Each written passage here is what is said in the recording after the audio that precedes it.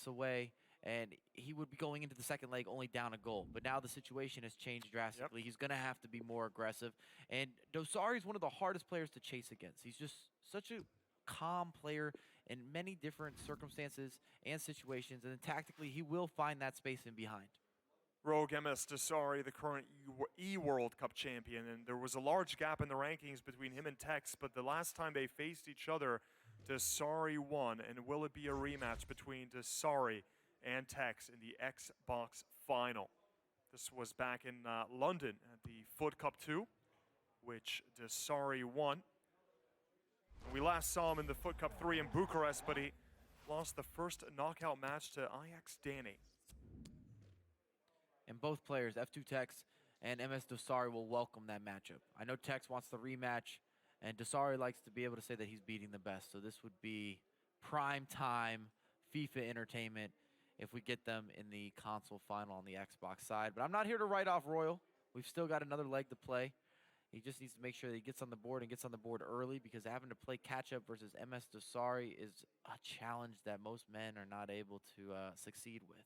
What about the kit on the Royal? That's fresh. That looks like something you'd wear. It's okay.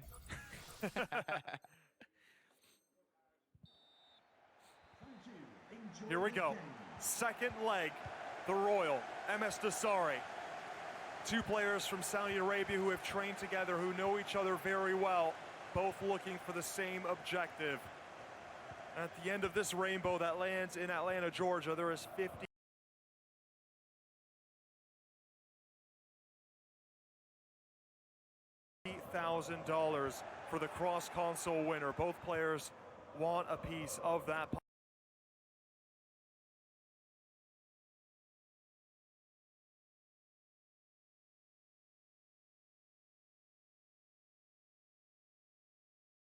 They've trained so hard to get here. Obviously the global series points as well. There's so much at stake. Friendship's going out the window, at least for now. They'll hug it out right after the game. Here we go, Xbox Semifinals.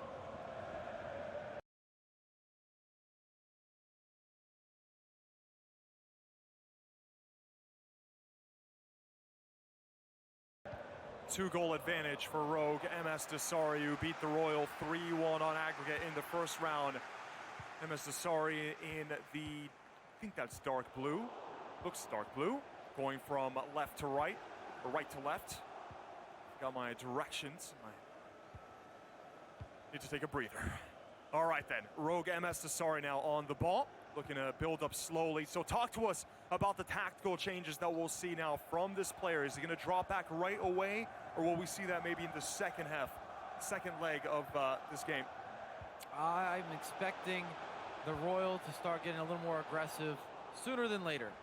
He likes to press anyways, but I would say by halftime is when we're going to see some major adjustments if he hasn't been able to get another goal on the board. First time ball from the Royal to R9, who's getting quickly closed down by Ferdinand. No penalty as R9 went down.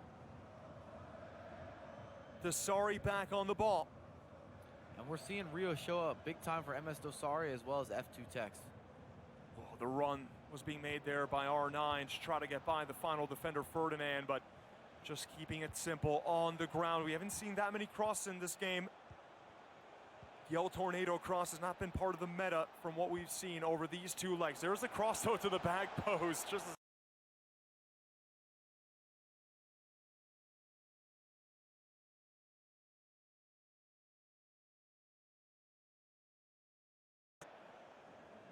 and it was given as an offside.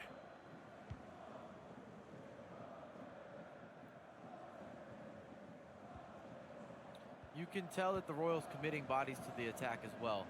He's got his players on stay forward, and he's looking to counter, because Dossary does commit bodies when he goes forward. But with that slower possession play, you have to gradually have players going forward and getting into those attacking positions and supporting each other. Which the Royal was the FIFA 17. He's beaten Mr. Dunn in a final. He was 3-1 in the Swiss stages, and he's won 2 in a row since then. Ball to the back post from Dossary, and it just goes over the crossbar. And you wonder, could that have been it if he had gotten a 3-goal advantage over his friend, the Royal? not his friend today, as we see the offside trap utilized by MSDossary. Actually see the offside trap used by a lot of the Saudi players. Mr. Dunn is known for it, and you will see the Royal included as well sometimes. You a fan of the offside trap in the game? It's tricky this year for me. I struggle with it on some of the timing because you can pass FIFAs. I feel like it's a little bit quicker. There's the ball from Mbappe, far post, in the right position, and the Royal with a sigh of relief there as Dossary looking at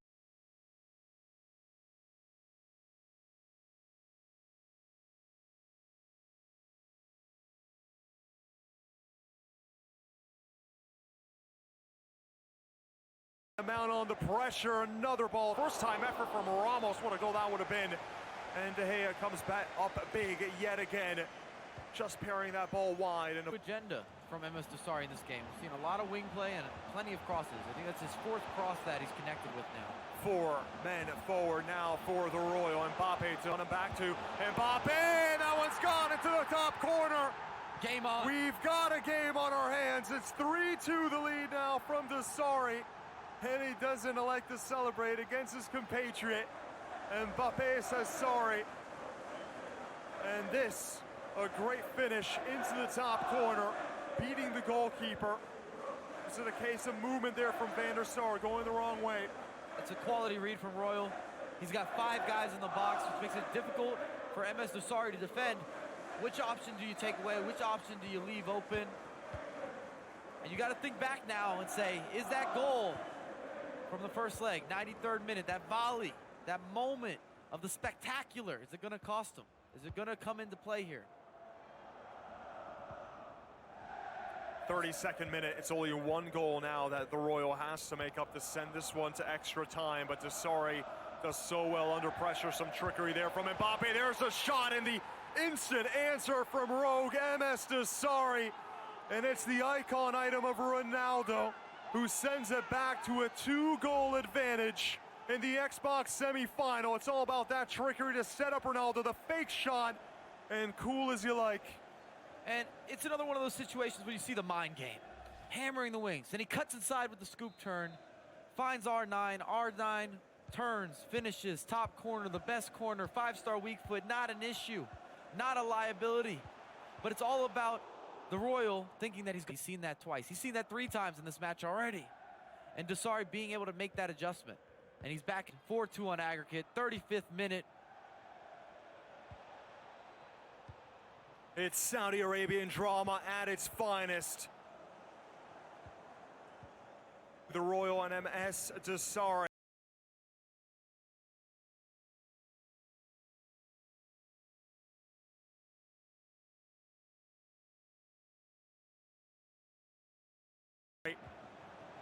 The current E-World Cup champion now looking to be a bit more conservative with his play. And hit out on the counter. He's got an opportunity to do that just now. R9 has to hold off the pressure from to Mbappe. Vieira, there's the run from Ramos, just kind of timidly moving his way forward. They're fullback here, and he gives it right away. It was a back heel to the other, no, with a lovely give and go.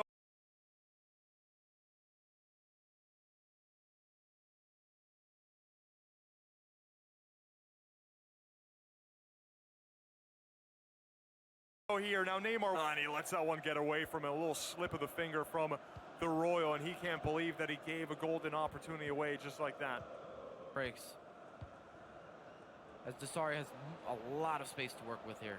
Plenty of space, 2 defenders on him, so he sends it inside the middle. Mbappe, though, deflected from Virgil van Dijk, and even MSDossary now is upset with himself. Wanted to do better on that attack. We're heading into the half now. Ramos to Mbappe to Vieira, Hullet. Plays it high to Ronaldo. Wonder if he had just kept it on the ground would have been better for him. It's the not able to really get that ball into a dangerous position against MSDossary, who keeps getting better. Halftime, you're going to see more depth. It's got to increase on the Royals' end. He's got to move up that back line. You're going to see more pressure in order to combat what Dossary is looking to do with all his wing play. For MSDossary, he can whip in crosses, and he just feels comfortable.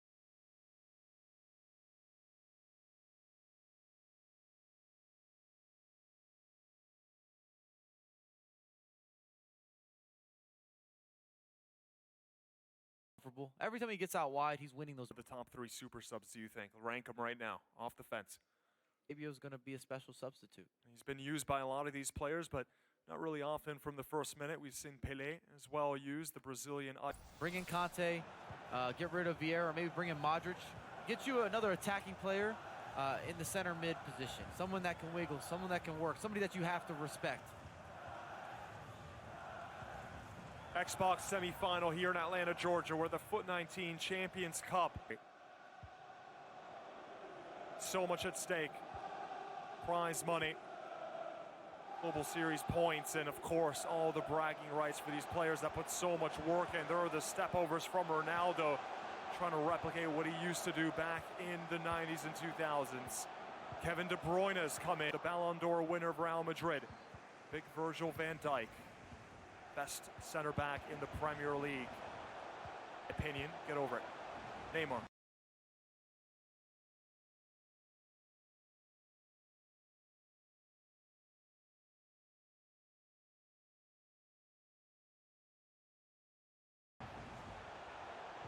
Luka Modric.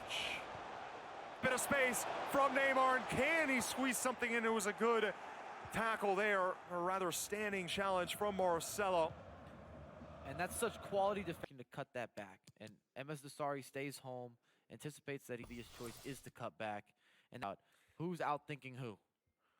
I would have given up the penalty there. As rogue MSDossary, just a little hydration break. Also the mental and physical preparation behind the scenes, how hard it is. I mean, imagine you're 17, 18, or even in your early 20s, and you have all the eyes of the globe on.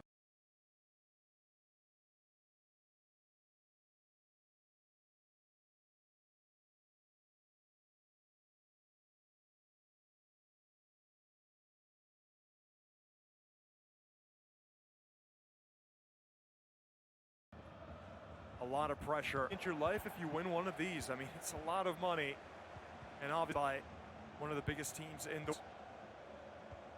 Good enough. That's why I'm here. Boyle, second. Sorry, and look at the goalkeeper reading the mind of the opponent.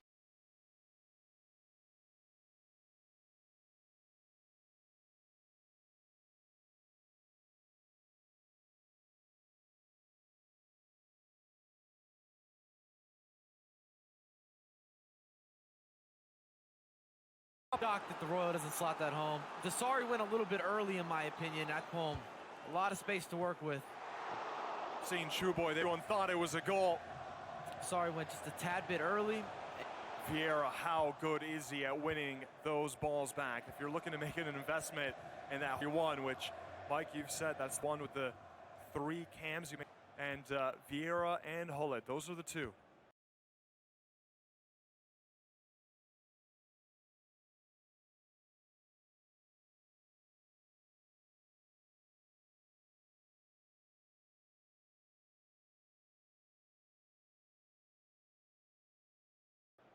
And then just the style in which people, how they want to orchestrate their differentiates player to player. But formation, I would say for 4 out of 5 competitors. Really isn't a lot of time here for the Royal. He's got to be clinical with every single chance into the final third. Has been very, very good here in Atlanta. Stages. And obviously both winning the last.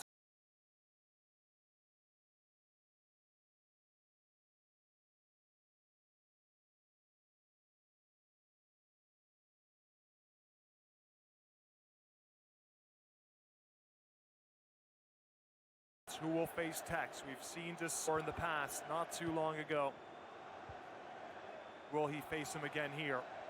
Royal now with a lot more men back. The ball to the near post, Ferdinand though. And back, what's the easiest way, Mike? The Royal now, he gets this possessed.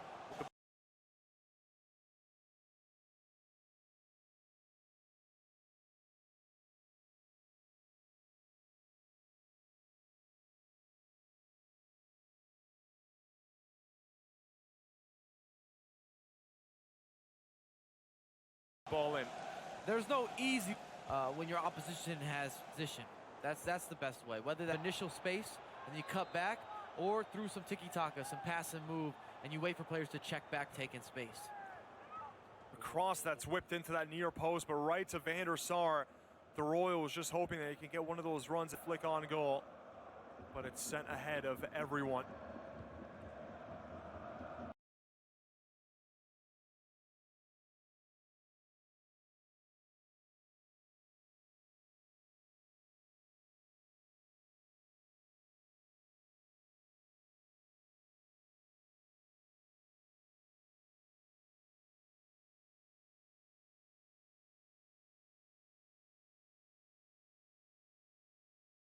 Chances now for the Royal as he gets Dasari's gone a bit more defend a high back line that he can go up skill to just get rid of his marker. To Ronaldo's come, but it seems he's got a ball forward. It's a one-on-one, and it's off the crossbar. That could Have space to work with here. Man, it did have a lot of space there, but what a chance from Dasari. Did he just hesitate there at the end?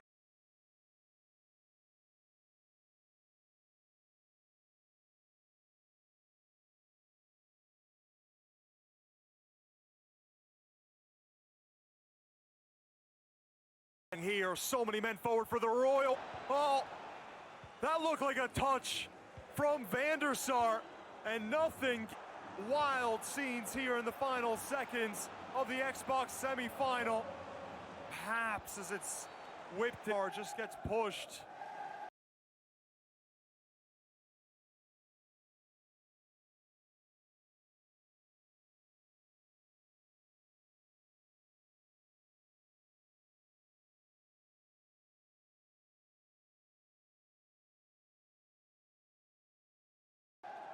And Dasari, last attack and a rise to the Arabian star. And that's my feels like this game is done.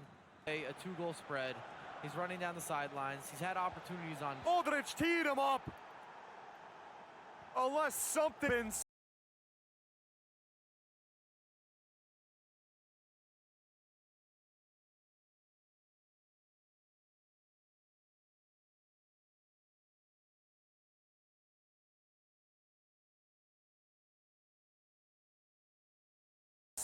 We will see Tech. And if you ran a poll, that's what the people would have wanted on that everybody's been after. Last year, you have the #1 player on the Xbox with F2Tekkz. This is getting stared down now by the Royals on goal. There will be a And minimum. Dasari with maybe the last touch.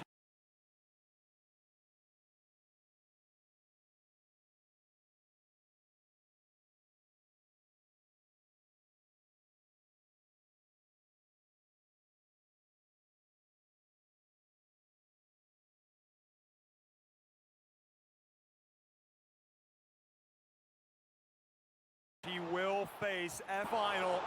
Another chance for good measure. The Royals 8 shots for, and historically Mike's. multiple, actually all the here. There are claps all for the 2 Saudi Arabian box side. No one has stood up, okay, and we will be right back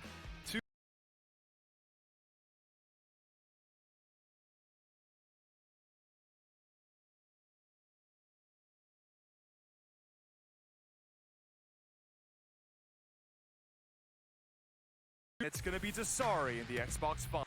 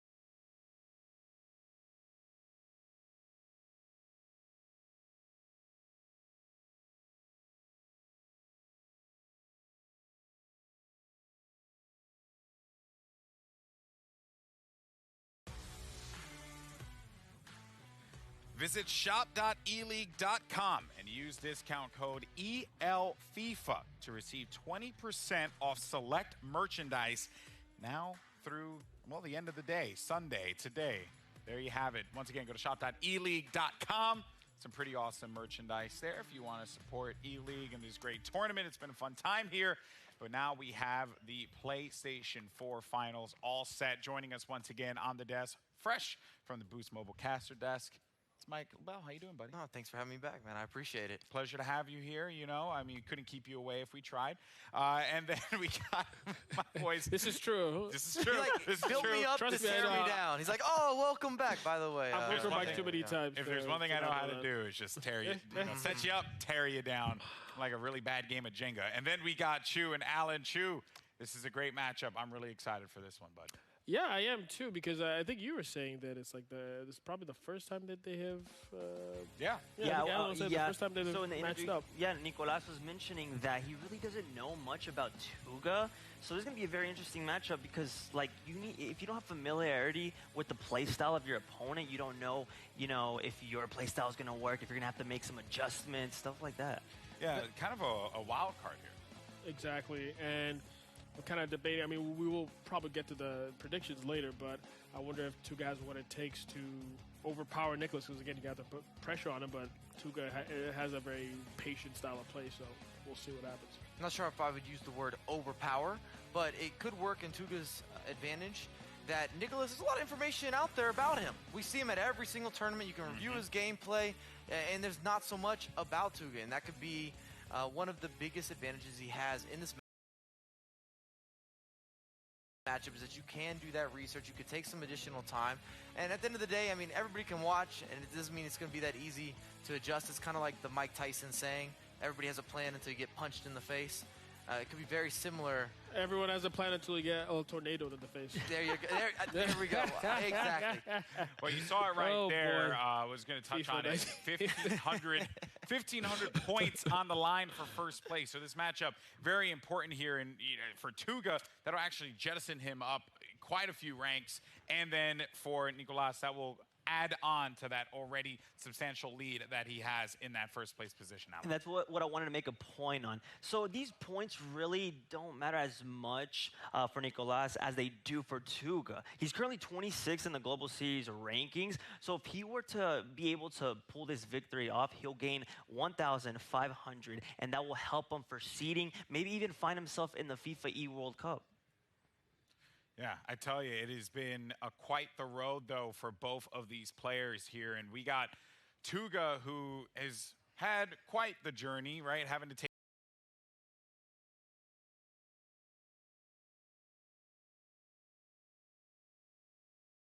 down some heavy hitters in this competition. Nicolas as well has had some amazing matches.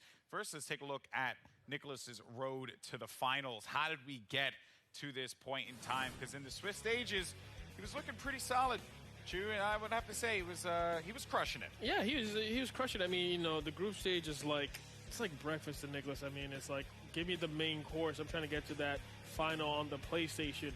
As you see here, he's playing MegaBit, who did give him that very tough game, to be honest with you. As you see MegaBit take the lead, but we're probably going to see MegaBit, that one mistake that he made that definitely led to Nicolas overpowering him in the end. That was a classic reaction there from both players, as a matter of fact. And yeah, so Moaba had that lead in the beginning, but it was this moment right there where Nicolas sees the opportunity. And I think this kind of brings us to that point. If you are Tuga, you got to look at plays like that, and you, in those instances against Nicolas, you just go for it. You just go for it, Mike. And, well, I'm also thinking back. Tuga showed a lot of character to make. Or to be able to basically concede a goal late and then still to win in extra time in his matchup against Paulo. And I think that's going to be really important for playing on the big stage here.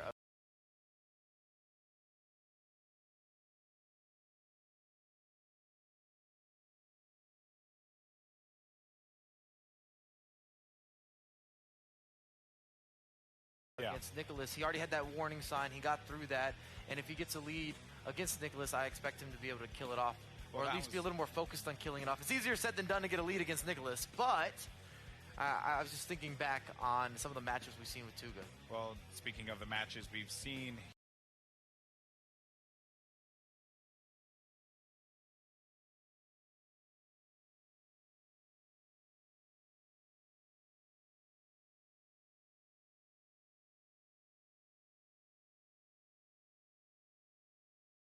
he had earlier on today, we saw him take the stage. This was going to be all Nicolas there. Yeah, and what I wanted to mention is that during the interview after this match, Nicolas did say at himself for not playing as... I feel after watching that game, opportunities, and that defensive add him to the victory against Rasta, in my opinion. I feel like he's going to have to step up his offensive.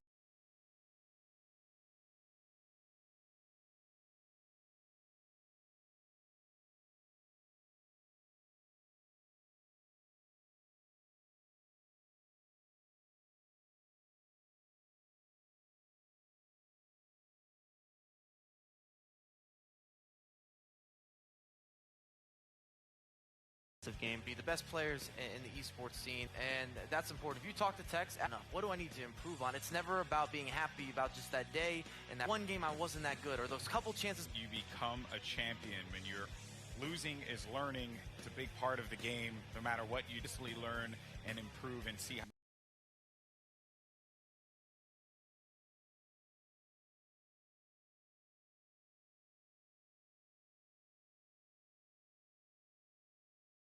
I think it's going to be a 1-goal difference.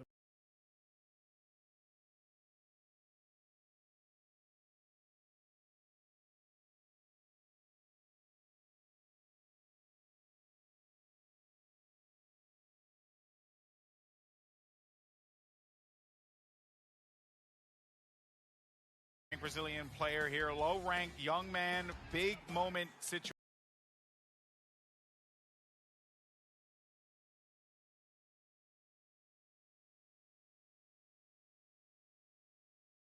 for him. Tuga, he also was in a very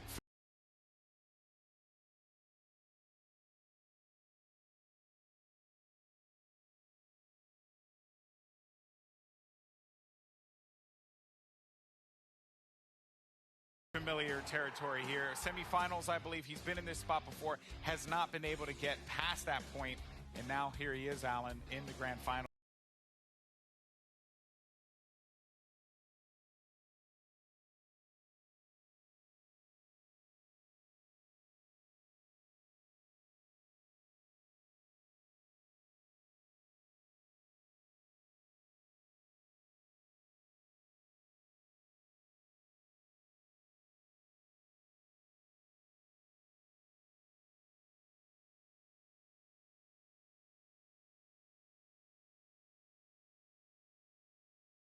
And he does so. Before in this position, he did, and now that he found a way, one of the best PlayStation players, even Stranger, who's a household name, he beat Yag, not in a negative way, just in terms of giving you kind of a roller coaster ride. The most informed player, knocked out Pina.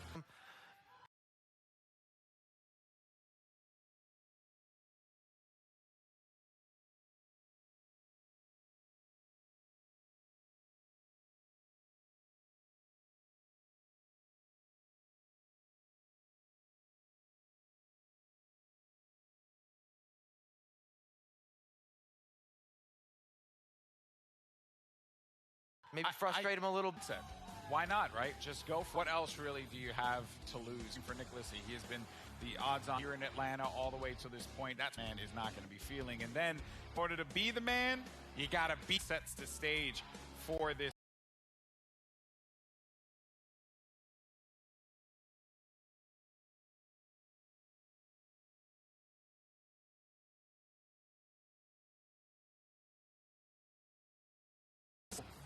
Who you think if this win? Is it going to be Tuga, or will Nicolas shut down yet another Portuguese player on his road to glory, Mike? I don't think anyone on this panel, we haven't asked him yet, but I don't think they're going to go against Nicolas. He's been in this position too often. It's just, like I said, it's his living room. This man doesn't even live at home. He's always on the road. Okay, he's always at events. So He's got nice furniture. So let me stop this here. It's quite the desk. You know, Am I assuming that the entire panel is going to go for Nicolas?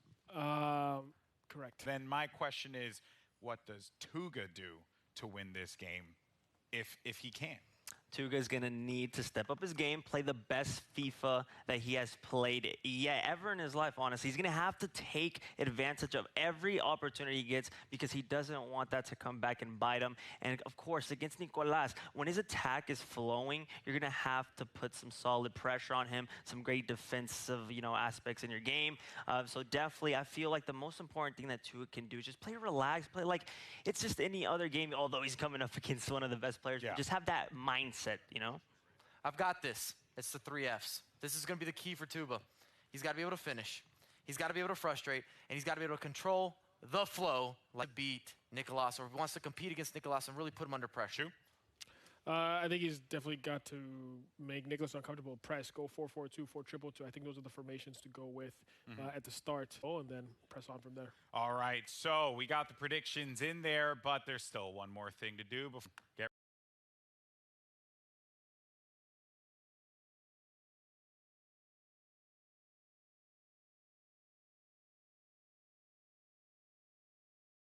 ready. It's Chew Drop time. Choo choo! Right, that's a new branded segment. I'm trying to add some new things in there. All right, what do you have, Chew? Hey, the choo-choo train always delivers. Hit someone's account. Someone has already earned some 25K. No, I don't. I did not get robbed. So check your accounts and see if you did earn those. Don't forget, if you do want to try to earn some of those account to your Twitch account, go to EA linking. And we still got, I think, 2 more drops to go. So More goodies available to you guys.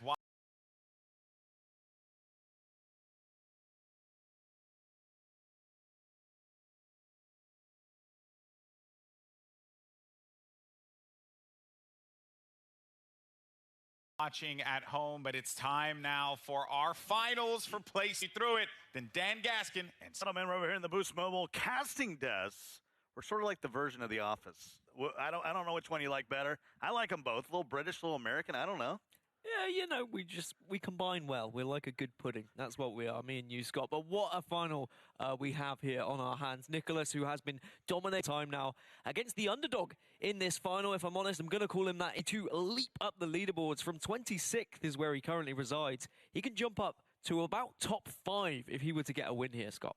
What does he need to do to get a win here? Need some fortuitous things to happen. Some fortuitous bounces, deflections.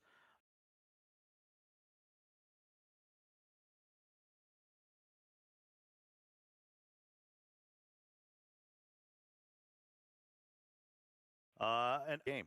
I know we haven't seen Nicolas had a lot of bad games on this stage, but anything can happen. I think the advantage that Tuga has going into this final different formation to a lot of the players at the tournament, he's been going with that 4-4-2 from the get-go. And maybe Nicolas isn't going to be used to playing against that. I don't know. He went to the backstage and he practiced against that formation. That's certainly something he could have done. But knowing Nicolas, he's very relaxed. He probably feels comfortable against any formation. And he'll be just wanting to assert his dominance here, get to that grand final. And he will want to put his name on that FUT Champions Cup trophy. Because at the moment, there's only 4 names on there. And it's dominated by Xbox. Well, to get to that grand final, you got to get through these 2 legs. And for Tuga, he does have some momentum. I don't want to make it sound like he is in such a deficit here to have an opportunity to beat a guy like Nicolas. You just need some things. Just a few things here and there. An early goal can always help things. And we'll see if he decides to attack early in leg number 1. Tuga will be in the Portugal kits, all red. And Nicolas, representing Argentina, he will don the all-white kits. And to the pitch we go. You're completely right. An early goal would change everything for Tuga. One thing that Nicolas in FIFA is just dominating and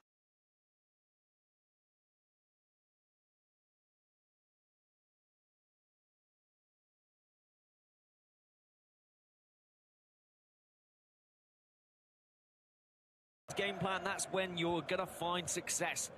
So Tuga most certainly will hope that his 4-4-2 form that he has on the pitch will allow him to get a couple of decent chances early on. We'll get another touch here. Very early in this one. Maldini. Boy, well far up here. Careful. Ronaldo! But just a bit. You can see how Nicolas just passed and hoped there was going to be the space to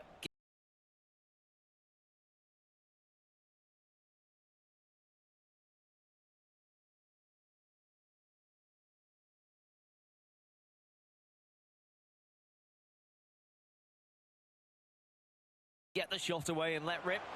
But it's Tuga now on the counter, and this is where he's down. Maldini. And that's where Nicolas needs to be, what he needs to be doing, all that fire. And making sure no easy passes are made. Alone on the penalty dot. If that pass would have made it through. Alexandro. There's Hullet.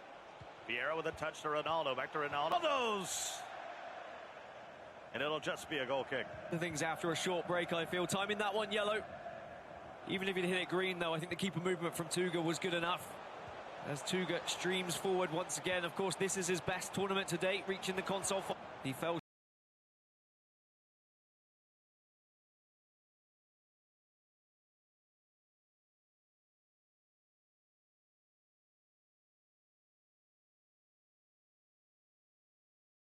short in the semi-finals in Bucharest.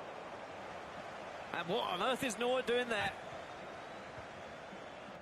It was getting quite awkward for the German. Of course, he admits that he can play, maybe not at this level. Better served as a keeper. But he loves using the foot when you talk about Neuer. Frustration again, though, for Nicolas. Another missed timing for him, and he's starting to get on himself because arguably he could be 2 up if he had hit both of them green, so he'll know that. Neymar. Try to step over, but it's Vieira. Defense again from Nicolas. Yes, you have 2 options when defending. You can either pressure or you could just track the man, and both Nicolas and FUT, one thing they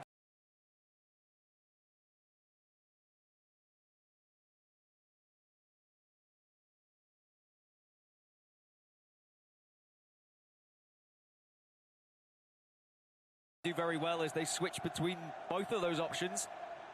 They pressure and track. It's really incredible. Mbappe here in Atlanta. Neymar up from left back. What a chance for a counter here. Vieira back to R9. And there is Ronaldo! And Tuga does look very dangerous.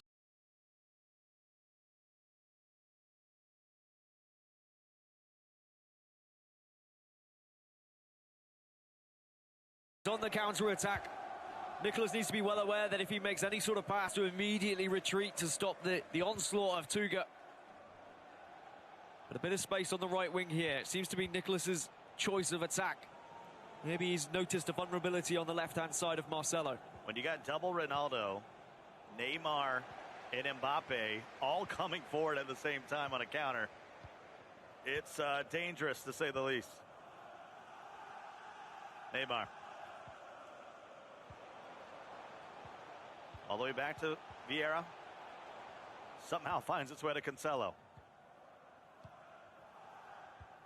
Hullet will switch the pitch. Cancelo with one of his first touches for Tuga. And gets over to Cancelo. Ronaldo. Gets it to Cancelo. Back out to Mbappe. And after all that work, it just comes to nothing as well. And because Cancelo had joined on the left wing with Sandro, I am liking that a lot of the players have gone back to the likes of Cancelo, Marcelo, Sandro, even though we were seeing a lot of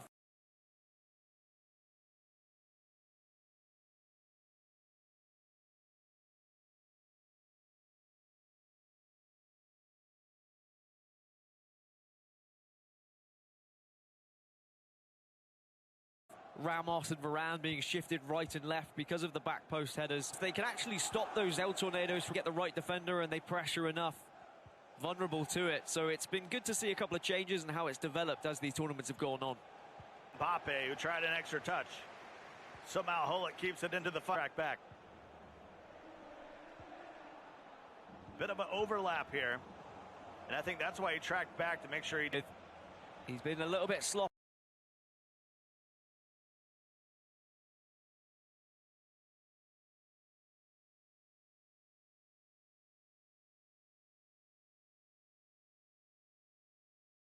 Here or there, but he's been somewhat fortunate. Tries to cross it in with Hullet. Neymar. And here comes Vieira. And Nicholas looks like he's run out of options already as we come to a close of the first half. He's with Hullet there, we saw at the end of his attack. I don't really know what I should do at this point, but maybe one last chance in the half. And Cancelo, 0-0. You're okay.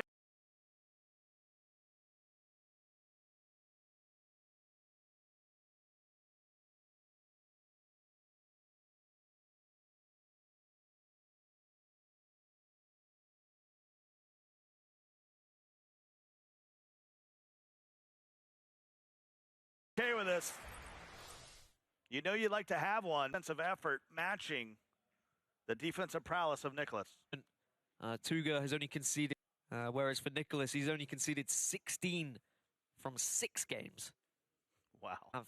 And as I mentioned in the PS4 Semifinals, when I was with the possession, with the defensive ability, tentative and quite tight for the first 45 leg, because remember, this is a 2-legged game.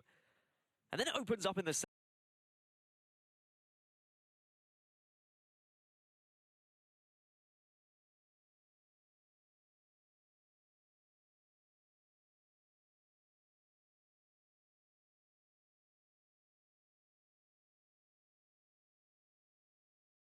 and then both players start to go forward a little bit more. We'll see what the second 45 has in store. Skins along with you from the commentary booth. An amazing tournament thus far, hanging out with the E-League. Not a bad... Beautiful studio here, the perfect fit. Some incredible players.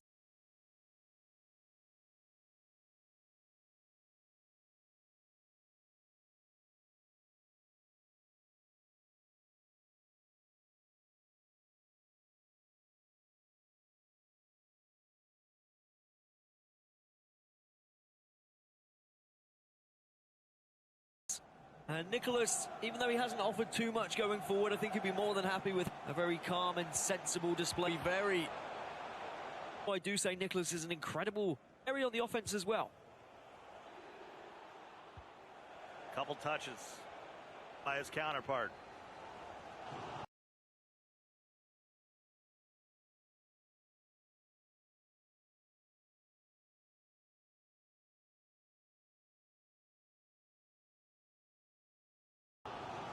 He just lofts that one forward to Mbappe and streaming forward. Mbappe has found a little bit of space there, Scott, and I tell you what, I thought that was going to be our first goal of the game, but... Mbappe.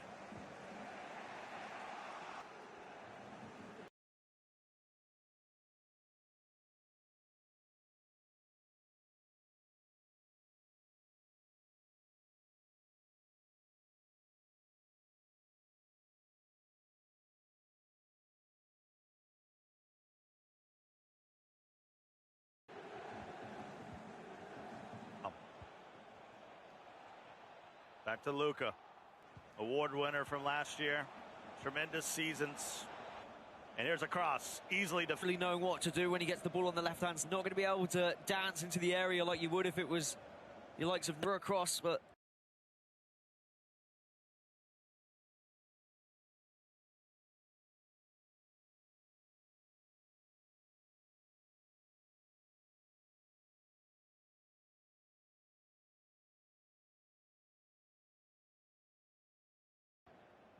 Yeah.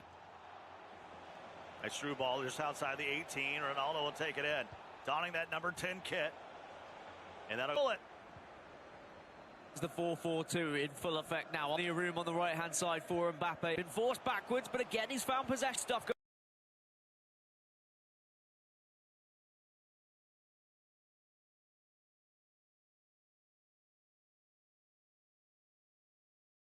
Going forward from tuga. Was right there with Hullet. And we're going to play the advantage. Might have a card incoming. See what the... Neymar. To Luka. Back to Neymar. The Brazilian skiller. And Sergio Ramos will make the stop. Still in doubt. As tuga gets it up to Mbappe. Hullet. To Vieira. He'll wait for some more support.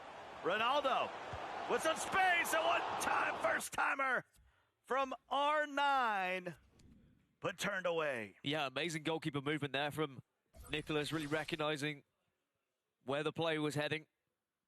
And Nicolas really struggling with his usual passing game. I think with the 4-4-2 that's in effect for Tuga, and the fact that he's pressing up the pitch and you almost have 4 players defending at the halfway line, but it's the strikers.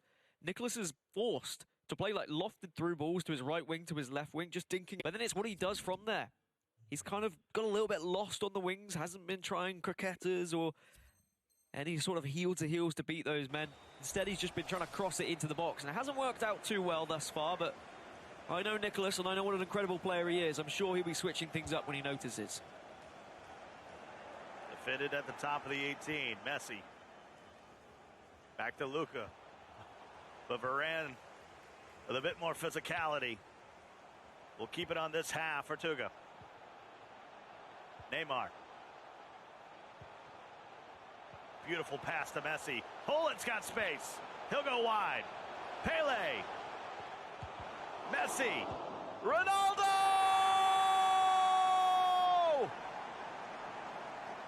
And it has all been Tuga, I've got to say. He's been the one going forward. He's looked dangerous. Nicolas has defended well. But you make your own luck. And if you're going to just start trying those shots from the box, eventually on a clear goal, and it's going to be a shame now for Nicolas. He's going to have to come back from behind, but I feel like that might be what he needed. He hasn't looked like himself. He hasn't looked like the same player that we saw in the semi-final, so I feel like now going a goal behind, that might just make him a little bit more of an attacking mentality going into the rest of this first leg and heading into the second leg. Take a look at it. Cristiano Ronaldo just lifting it like a butterfly with sore feet, just gliding to the back of the net. Does butterfly have feet? That's going to be my question for you, Scott. Don't Google it either. I know what you're like. How many feet does a butterfly have? I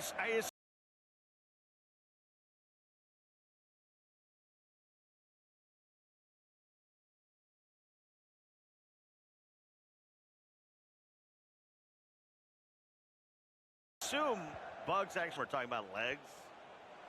Well, speaking of legs, Hullet, very long legs, and it is nice that we see the likes of Luka Modric being introduced on both sides, to be honest. And that's what happens when you stray away from the traditional 4-2-3-1 that has. We've seen pretty much the same foot items used game in, game out. But I'm just saying, if a butterfly had sore feet, it would not want to land and just float. 84th minute incoming. 1-0 in favor of the underdog Tuga. Trying to bring the first.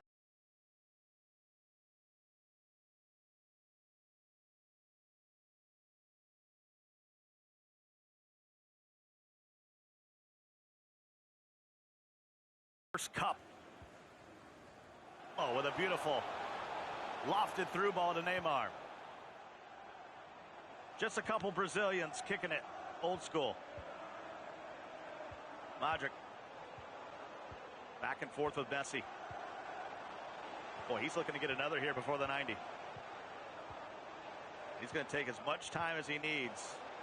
Limit that possession. Inside the 18 now, Neymar. And Messi couldn't get a touch on it. Ronaldo, though, in CR7. Twice a banger. Bang, bang. And it's just a one-touch football from Tuga, making it impossible for Nicolas to close him down and apply pressure. So quick at passing it around, and then a nice turn from Neymar. Unfortunate that Messi wasn't able to put it away first time, but the deflection allows Ronaldo to put that sack. Because what a moment this is, and what a chance for Tuga at this tournament. As I said, if he were to win, he would be able to leap up the leaderboards around the top 5 mark. He would overtake the likes of Hasu, who beat him in the FUT Champions Cup 3 in the semi-finals. And you have to feel, if he was able to win and get to around, what, 2,263 Global Series ranking points would be his total. That surely would be securing him playoffs, if not even further, securing him the E-World Cup Finals. 99 shooting, 99 position, 99 finish, 99 shot power, 99 long shot. 99 red balloons. The fourth official has indicated Or maybe we. That's 99. Cristiano Ronaldo.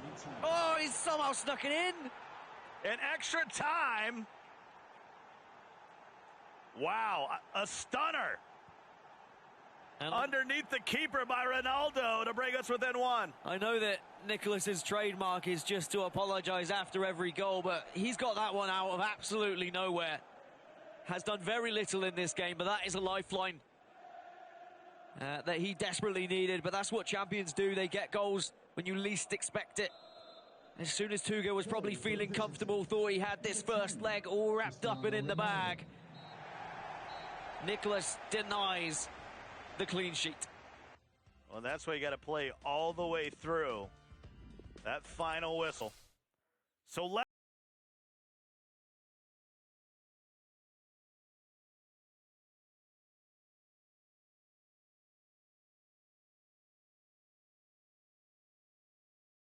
leg one in the. It was going to be 2-0. Yeah, I wasn't expecting anything really from Nicolas, but it was brave, I guess, to take a shot from outside the box. But if you are going to time it green and hit it low driven like that, sometimes it is just going to creep past the goalkeeper. These players know how to put the ball in the back of the net. That's why they are professionals. That's what they train for. They will spend hours, they will spend days, weeks trying to find the best ways to score. And then as soon as one player finds something out, another player will find out from them, and then he'll let his friends know, and then they find out, and then their family, and then their dog tells them. And then suddenly the whole community knows how to do it. And I think that's where we're at now with the low drift.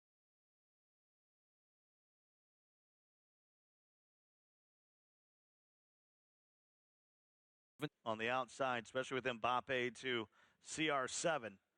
Well, there's one stat that Nicolas and CR7 have, both 99 composure, as at that point you're thinking about leg two. But instead, he puts his head down, and I mean that in a good way, focuses in, goes down, and really gets one back at the very end. We've seen it so many times already this tournament. Some top players, despite going behind by 2, 3, even 4 goals, still come back into things. Tekkz was 4-1. Sorry, was down, 4-2 against Ajax Danny, and still came back in. Champions mentality. It's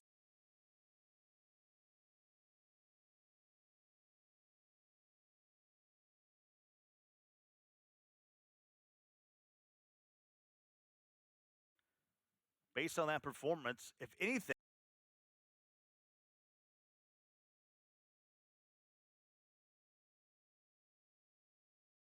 maybe from Nicolas to try to get a few more going forward. Maybe pace yourself out of that CDM spot.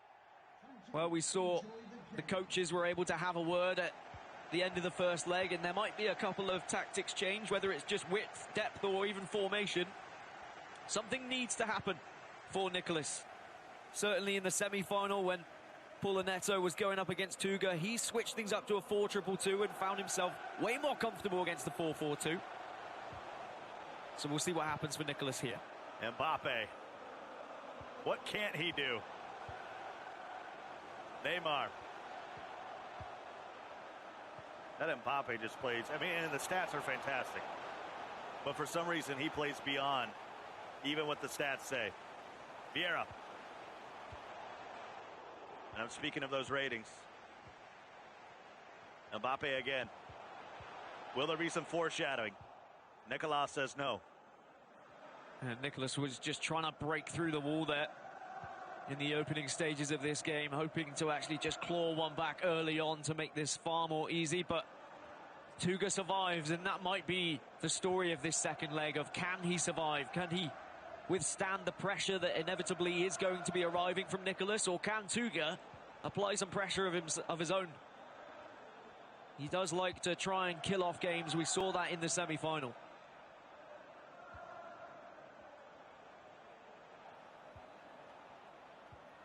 Ronaldo dispossessed by Vieira, former Arsenal icon. Pull it. And Cancelo says hello.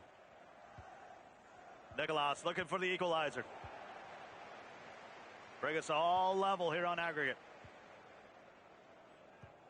It's just the amount of players in white shirts up at the other side of the pitch. I don't think a lot of players will be used to seeing that kind of line of 4 players on the halfway line, it makes it so much more difficult to be able to play it between the 2 CDMs, which you often see with a 4-2-3-1.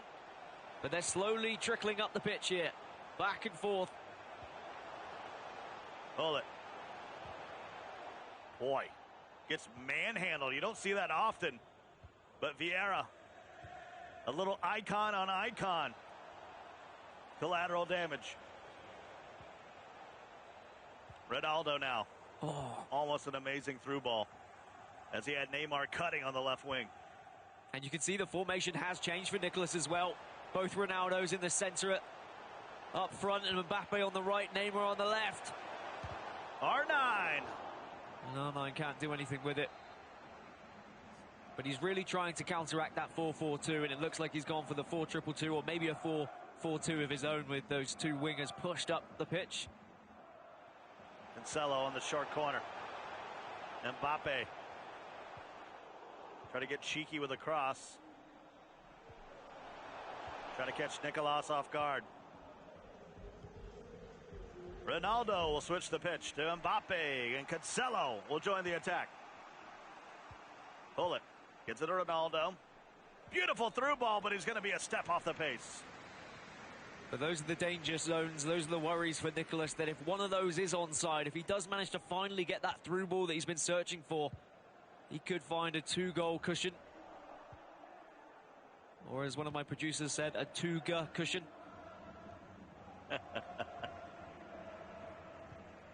I'm okay with puns. Keep bringing them. Neymar. Gets it to Ronaldo. Back to R9. There's the Portuguese version. And Hullet with a nice deflection that leads to a possession. Now for Nicolas. And you can see Nicolas is trying to find those wingers. Mbappe, though, is making runs into the middle of the pitch. Ideally, you'd like Mbappe and Neymar spreading themselves. I don't know whether that's the tactics in-game for Nicolas. He might need to up the width a little bit to offer up more room on those edges of the pitch. But certainly, he looks just stuck in the centre of midfield. Finally finds a bit of space with Cancelo. But the defensive work from Tuga has been phenomenal. Of course, if you had a kit change that I should have brought your attention here for leg 2. Red and blue shirts of Nicolas against the all-white Portugal national kits for Tuga. You can easily see that if you look to the left and right of their names up there on the left-handed scoreboard. So you'll see a little strip of red on the left, little strip of white on the right. 0-0 in the second leg. It's a 1-goal lead here for Tuga. And we are used to seeing Nicolas in this FC Basel strip, of course, representing them and wanting to really show that he is still the #1 player on the PS4 side of things. But he's being challenged right now, and time is slowly ticking away for him as we get towards the end of the first half. I wouldn't say that Nicolas has been playing particularly badly in this game. He's shown a lot more promise going forward, but it's more been the defensive impress for me on the side of Tuga. He's shown what he's made of. R9 with a drag back right to Ronaldo, and it hit the post, but Mbappe cleans it up.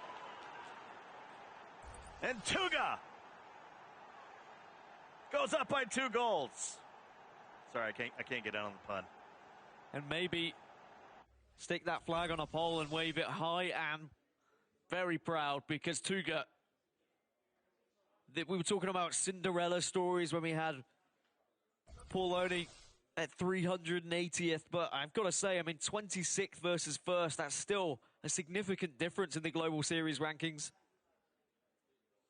Well, it doesn't look like they're going to have that differential for long. No, I mean, he is really going to skyrocket if he were able to get a win here. It would be a shame for Nicolas, because this really is a chance for him at this tournament to try and get his name on that trophy. He has won a cross-console final, but it was only at an LQE. It wasn't at a FUT Champions Cup. He was the first PS4 player to win a cross-console final in over 2 years. as PS4 finally toppled Xbox, but Stefano Pino went on to do the same, another LQE as well. But at FUT Champions Cups, it's been all Xbox. Dull & Mike, the most recent winner. Could it be tuga, though, who is the 5th player to ever have his name on that FUT Champions Cup trophy? Possession for him again. Well up the right side. Mbappe. Back to R9. Back to him again. He centers it for Neymar, who for some reason wanted to put it on the right foot. Question mark. He just wanted to keep playing that ball around, just searching for that perfect moment to try and get a clear chance on goal, hoping for an open goal, maybe hoping for some goalkeeper movement from Nicolas. Because that's one thing that Nicolas has always prided himself on, and I've always been very impressed, is how he reacts to the game with his goalkeeper movement. But I think it's going forward. We need to see more from Nicolas now. Defensively, he's looked good, but he has presented chances naturally to tuga, as he's just been giving away possession in that final third, and then tuga's just been hitting him on the counter-attack. Well, here comes the second 45 here in leg 2. The deficit is also 2 for Nicolas as he tries to press. tuga with the possession. Vieira. R9 plays it back to Vieira again. Ronaldo to Neymar. There's Hullet now. Swings it out wide. Cancelo coming up from right back. The Juve star will put it on the Brazilian icon. Vieira thought he had CR7 at the penalty dot. And now we are seeing Nicolas really throwing things forward now. 4-2-2. Eusebio joins the front line. Mbappe there as well. Neymar on the left, and it's Cristiano Ronaldo at the back post.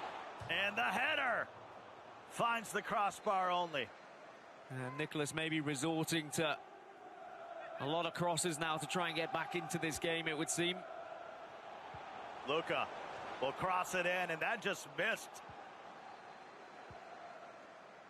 I believe that was CR7. And I said right from the get-go that if you can get ahead against Nicolas, you're going to force him out of his comfort zone, force him away from that 4-2-3-1 that he's so dominant with. And now with the 4-2-2, he doesn't look as good. But one goal could change anything. It could give Nicolas that confidence once again in this PS4 final. Nicolas on the advancement.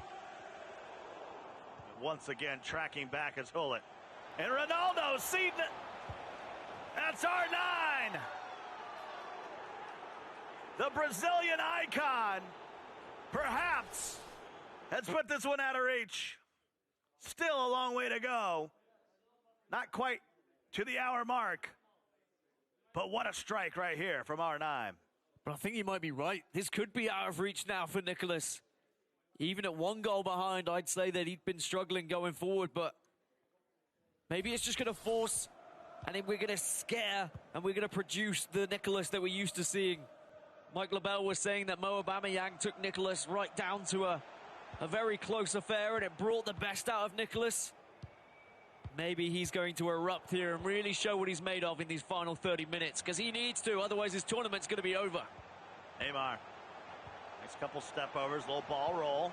Alessandro will serve it in, still loose. And De Gea will finally jump on it. And now time management for tuga. Hold on to that ball when it's in the goalkeeper's hands.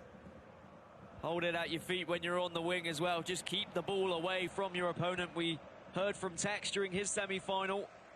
He said, I just stopped any opportunity of MegaBit having the ball, and that's how I closed out the game. tuga needs to do exactly that here. De Gea. Bomb it out of his own end. Possession back with Nicolas. What does the Argentinian have for us? Neymar all the way across. Little heel to heel, but Marcelo's up to the challenge. But I guess why are we only seeing the heel-to-heels, the croquetas now from Nicolas? A mistake, though, from tuga. You've got to be careful giving Nicolas too many chances at the end of the game. Trying to find Eusebio. Mbappe, get it back to Hullet, here for Tuga. 70 minutes gone by now. 20 away from being the champ.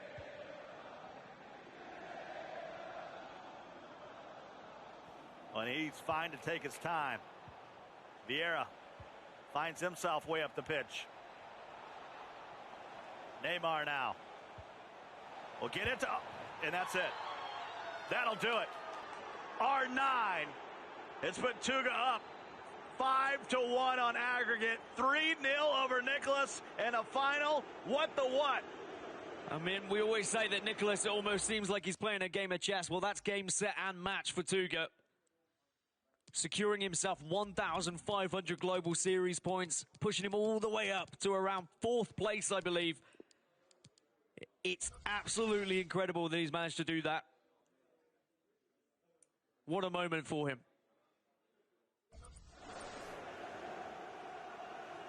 Man, just underneath the keeper. And I'll just say it. Nicolas has been rocking with Neuer all tournament long. His defense has kept Neuer in check, but with this formation change, Neuer's become a bit exposed.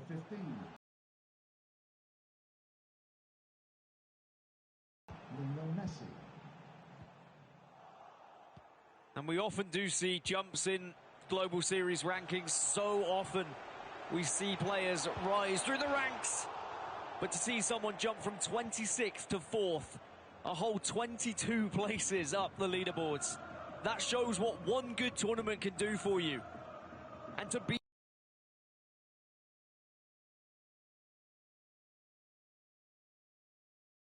there in 4th place at this stage of the season, that's going to be his E-World Cup place sorted. Cello challenging Luka, who just adding more to the story, to the legend that now is the Portuguese Tuga. Nicolas, who had one of the best defensive records in the tournament before this game, has seen 6 goals fly past his goalkeeper. And Tuga is running riot. And of course, naturally, as Nicolas pushes forward, there are going to be more gaps at the back. So maybe the scoreline doesn't truly represent how Nicolas has performed. But I have to say he's been outclassed by Tuga here, both defensively and offensively. But it's still been another incredible tournament for Nicolas, another console final for him. And still, of course, 850 Global Series ranking points secured for himself, which will still have him firmly at the top. Just ahead, well, I say just ahead, firmly ahead of Stefano Pina in 2nd. Finally saw the difference that Luka could make with that 99 long shot. Pele! And here comes the card. Ferdinand. Certainly is going to go in the books as the match official, also taking his time. 6-1 on aggregate. 4-0 in the second, and it is a red, and rightfully so. Yeah, and then that's when, you know, frustration just starts to kick in and you just bring that player down. Adds insult to injury a little bit. Remember, the only goal was an extra time after the 90 in stoppage. And it was against the run of play, if I'm completely honest. Sure. Tuga has really shown what he's made of in this console final, and he's going to be feeling confident regardless of who he has to face in the cross-console final against the Xbox winner. Of course, that's what's coming up next. Tekkz found his way into the Xbox final, and he'll be going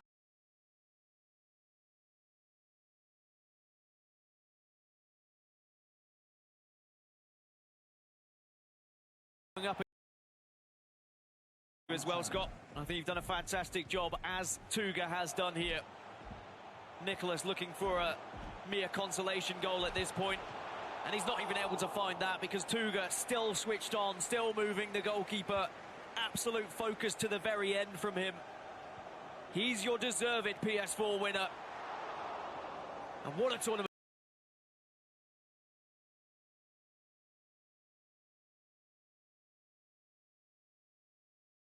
he's had.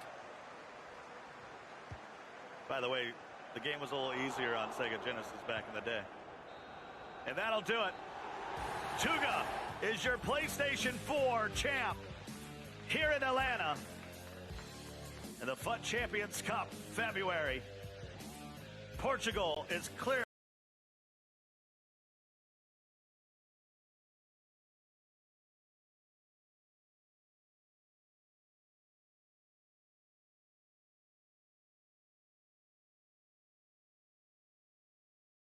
And then finally the student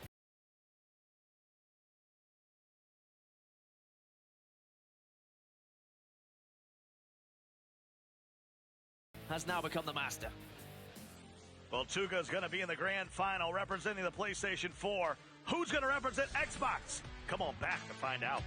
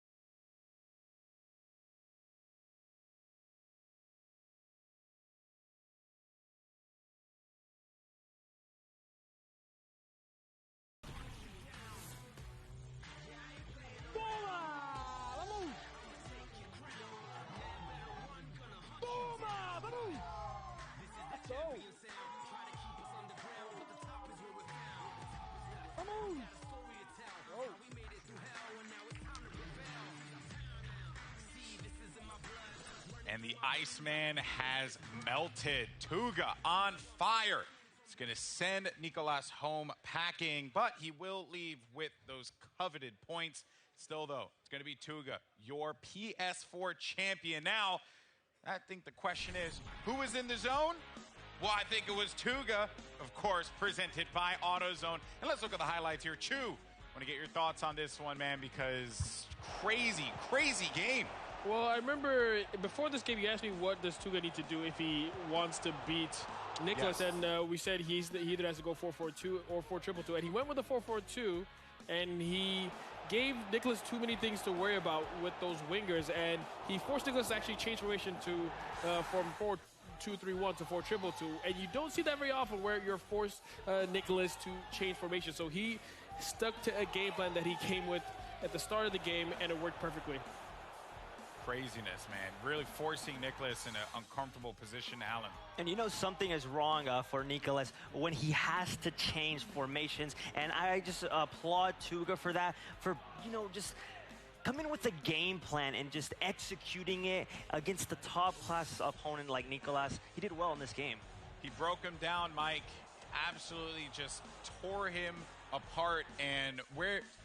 Did you feel that there was opportunity for Nicolas to come back into this game? And if so, what happened? Why didn't he make that happen? Well, Nicolas had a lot of the ball, but I felt like Tuga did a really good job of absorbing pressure at times and frustrating him. And that was one of those, you know, triple Fs, one of the Fs that I was talking about was, is he going to be able to fluster, frustrate, disrupt what Nicolas wants to do as a game plan? I thought he did a really good job of taking his chances as well and finishing his opportunities once he did get a breakthrough or did get a counterattack, or even getting maybe a little bit of good fortune, a couple bounce backs that went his way, but he was able to convert those opportunities, and that's what it all counts, is on the big stage, you got to make it happen.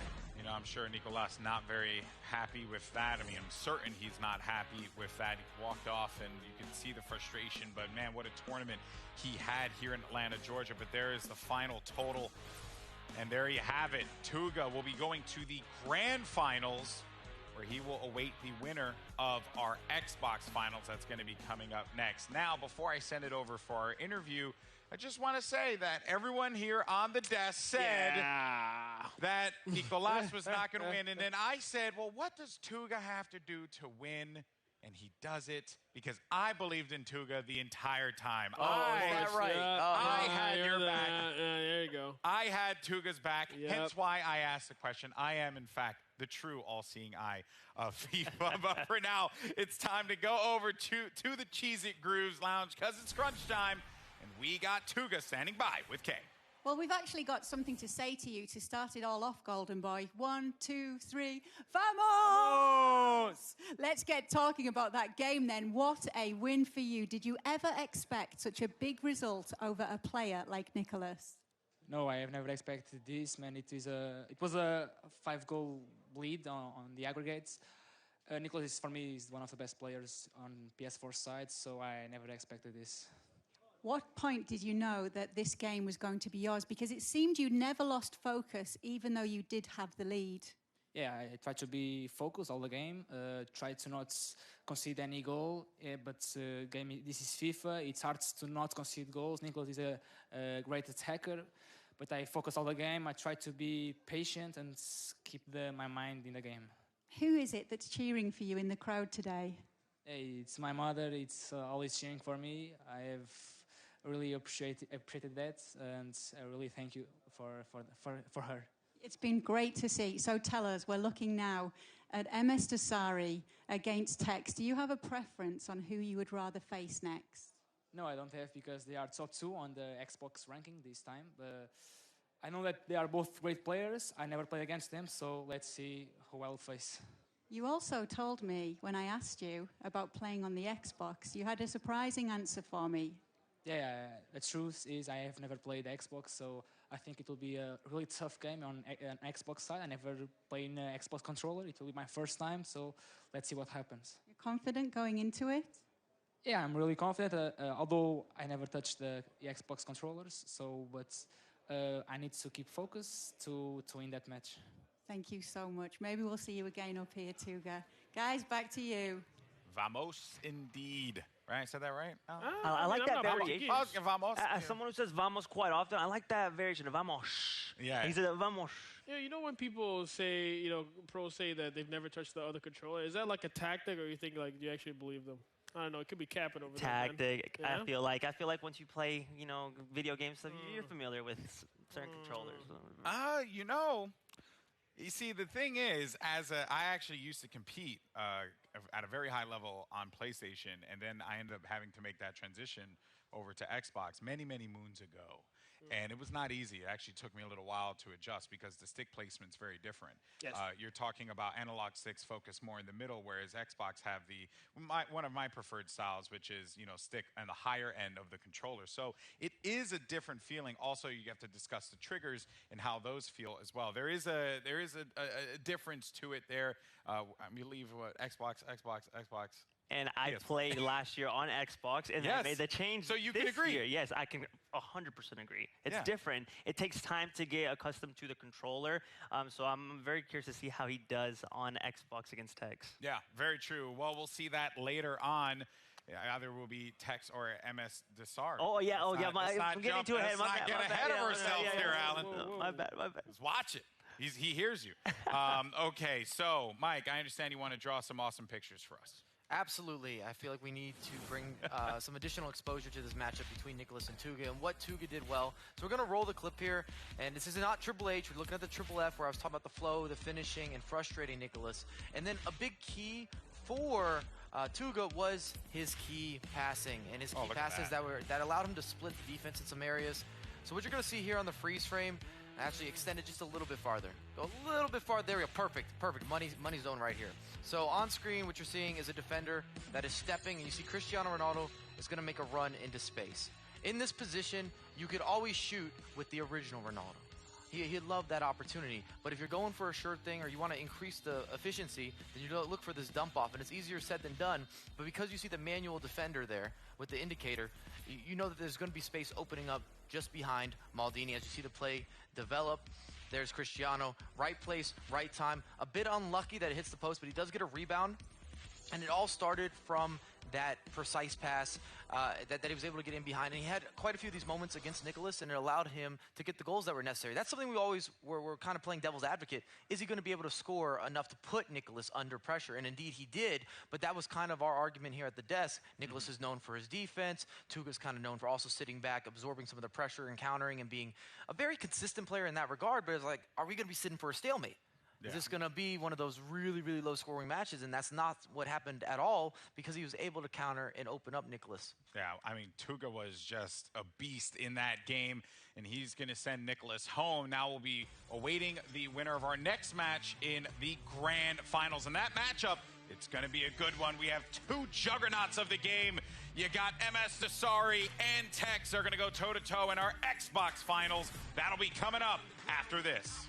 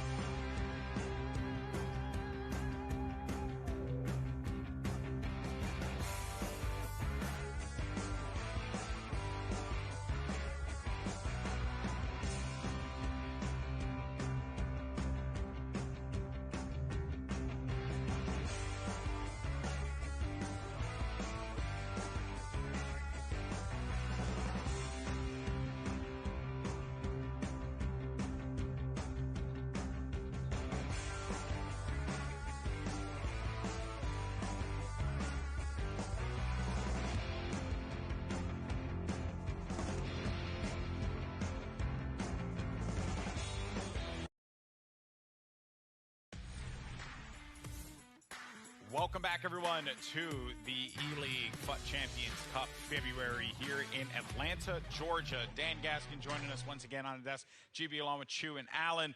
And now it is time for the Xbox Finals. We got a great matchup here, so we need to know who the players are. So we got, well, this is actually going to be the PlayStation 4, or excuse me. I'm getting ahead of myself here. I'm an old man, and it's been a long day. Here's the full bracket. You got Tuga versus Nicholas. Tuga just won the game. Tuga's now going to be in the finals, but we are awaiting his opponent in the grand final. And I do want to preface this by saying that grand final matchup, it's not for the points. It's all about the money. $50,000 on the line, and the runner-up takes home 20 grand. And they're awaiting, Tuga's awaiting the winner of this next matchup. It is FUTEkkz versus MSDossary. So, fellas, I'm really excited for this one. And I also want to know who's gonna deliver. That's right, presented by Domino's. I nail this one every time. I'm so proud of myself. Who's gonna deliver? Chu. Man, you know what? I believe FUTEkkz does like Domino's. FUTEkkz, you like Domino's? Domino's, yeah, he likes Domino's, so he's gonna deliver. Yeah, I go with FUTEkkz.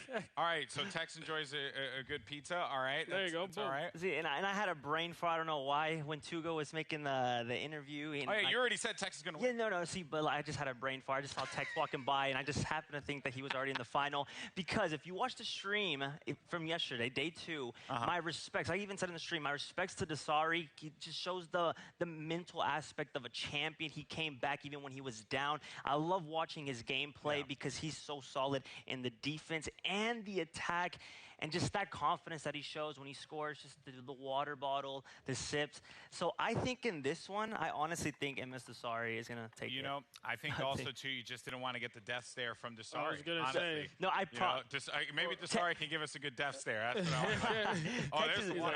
FUTEkkz is a great player, so like, the like lovable death stare. It's like, man, it's like when you and I go to the pub and I'm like, Dan, have my back, and then you're like, meh. You know, that's how. I mean, you know me. I'm a lover, not a fighter, GB. I just stay far away. But I think that FUTEkkz is the one to watch here. He's the only player left in the tournament now that has won a competition on current patch and previous patch. Surely that has to make him the favorite after an incredible performance at the E-Club World Cup. He's looking dominant.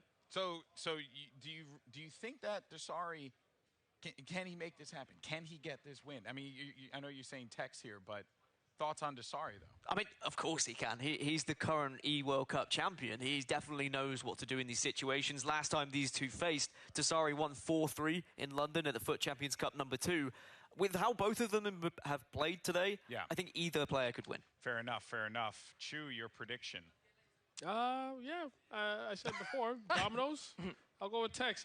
Very analytical. Yeah. No, but honestly, on a real note, I think that I would say actually FUTEkkz looks the sharper of the two on the day, to be honest with you, based on their last few matches that they have played. And FUTEkkz looks like he's going from strength to strength, where I believe it was the Xbox quarterfinals. He was telling me that he wasn't playing that well. And then you see how more confident he was in the semis and then now in the finals. So I'm going to go with FUTEkkz. Yeah, it's too close to call, honestly. This game is so good. These two players are really going to bring it.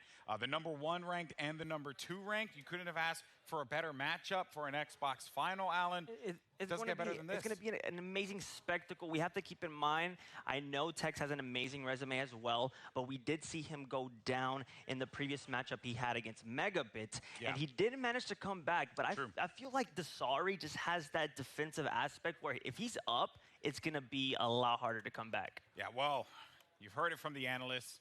We're about to get into the game. But before we do that, Chu, it's your turn. What do you got, Chu? All right, guys, check your FUT accounts because the Choo Choo train just dropped some 50K packs for you guys to earn. I mean, check those accounts. You may have earned those 50K packs. If you did, don't forget to tweet us what you got in that pack. I'm sure. You know what? I think now, even if you got an icon, just tweet me, man. I don't even care anymore. My pack looks so bad that, like, anything. Even if you got a Giuliano, that's probably better than my pack look, to be honest with you. So tweet me that if you get. Hopefully you get a walkout. But don't forget, there's still one more drop left. Go to ea.com/Twitch, linking to make sure that your Twitch account and your EA account are linked so you can earn that last drop. But the 50K packs have been dropped. Don't forget to check your account. I love how we say Chu has the drop, but really it's just pre-planned. You know, Chu has no power.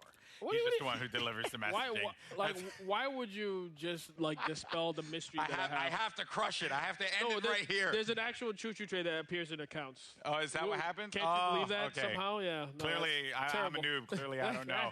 Oh, boy. All right. Well, now it's time to get into our finals for Xbox. Let's go over to your casters. You got Mike LaBelle and Matteo Bonetti.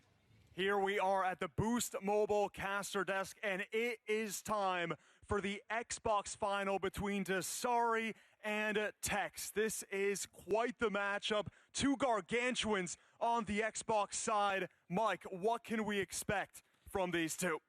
I think we're going to expect some big moments. This is going to be one of those matches where I'm expecting small margins to separate them in crucial moments. Last time they played, we saw Dasari get the W, and I know that Tekkz is not happy about that. He remembers that, and he wants this rematch, and it gives him an opportunity to get back to a console final. And I know he's obviously the best on the Xbox in terms of points, but at the same time, you definitely want to end up first place at the tournaments, not just racking up points as the most consistent. You want to get back to your winning ways. We haven't seen him win something since Bucharest outside of the 2-on-2 with the E-Club World Cup. And we have kickoff here in the Xbox final. On one side, we have F2Tekkz wearing the red of Liverpool, the favorite #1 in the world on Xbox. But Rogue MSDossary not far behind him, representing Saudi Arabia. And the last two times that they met, first at the LQE Bucharest in December, Tekkz beat Dasari 7-3.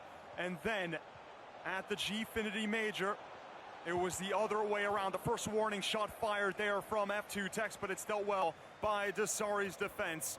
Anyway, in the last game, MSDossary beating Tekkz 4-3. So could we have two consecutive wins from Dasari over Tekkz? And there's a great shot on target, trying to go to the far post, but De Gea pushes it wide. And then from a narrow angle, R9 tries to squeeze it under the legs of De Gea. It's another save. So two early chances right away. We haven't even been able to catch our breath, and we're only in minute 8. And in that previous bout, it was separated by a set piece where Dasari whipped it across. And that's what I was talking about with those small margins. And I'm actually expecting this game to potentially be, hold on. Oh, Ronaldo's hit it inside the box. De Gea had a touch, but he wasn't able to usher the ball wide. Rogue MSDossary with a 1-0 lead over F2Tekkz. Chances on both ends. But it's the man from Saudi Arabia who makes his first chance of the game count. Drama right away here in Atlanta.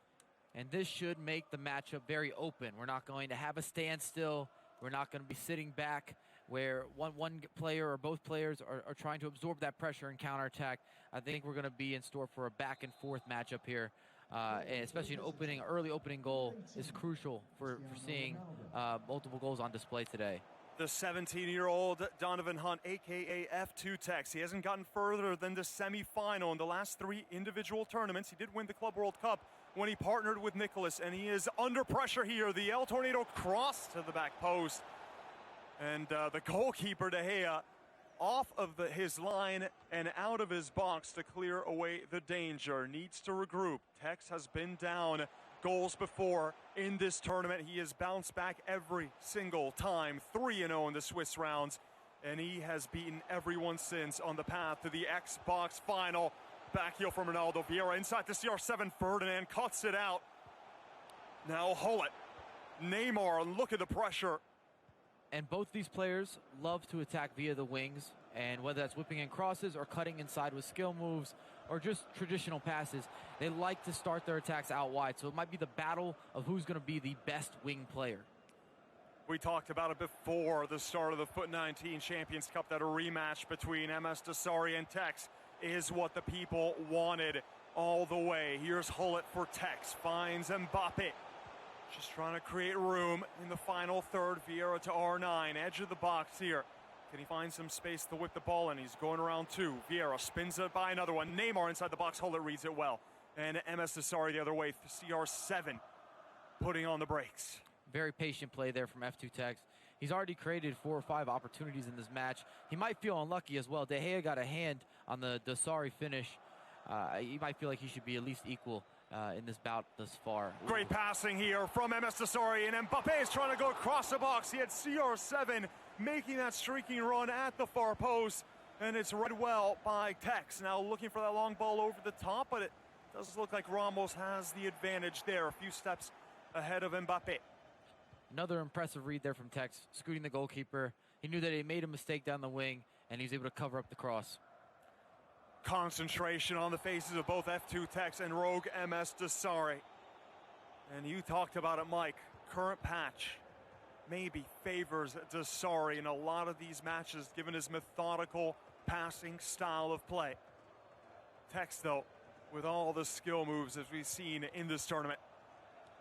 Neither of these players really lack anything. They give you a balanced package in terms of able to do everything on the pitch, whether you need the skills, the passing, the defense, the possession, you name it, they're capable. Ronaldo, little drag back, but Ferdinand cuts it out. Trying to go the other way. He's got a run being made in space by CR7, but he's quickly closed down by Virgil van Dijk. Ronaldo just cuts back to the inside and back to the midfield. The two holding midfielders of Vieira and Hulle combining. Now Neymar, edge of the box, trying to go out wide to Mbappe. Quick passing here from Dossary. R9. Hulle. Mbappe. Marcel. And Tekkz wins it back. We're expecting it to be end-to-end. Does Ronaldo have a step on? He fakes the shot, and he goes back outside to R9. Hulle now. Mbappe on his left, Neymar on his right. Neymar, first time shot, De Gea parries it wide for a corner. Can't get through that, De Gea. Corner, near post. Ramos wins the header. R9. The pressure is on from Tekkz. Remember that F2Tekkz has qualified for all 11 events that he has been eligible for. He is the master of consistency. That's why he's #1 in the standings and with the Global Series points. And came into this as the tournament favorite. But first, to get to the cross-console final, he's got to get by a very good player in Rogue MSDossary, who just beat his compatriot, the Royal. That was in the Xbox Semifinals. Tekkz beat Vivi Cafolo 5-1 in the round of 16, beat Felipe in the quarters.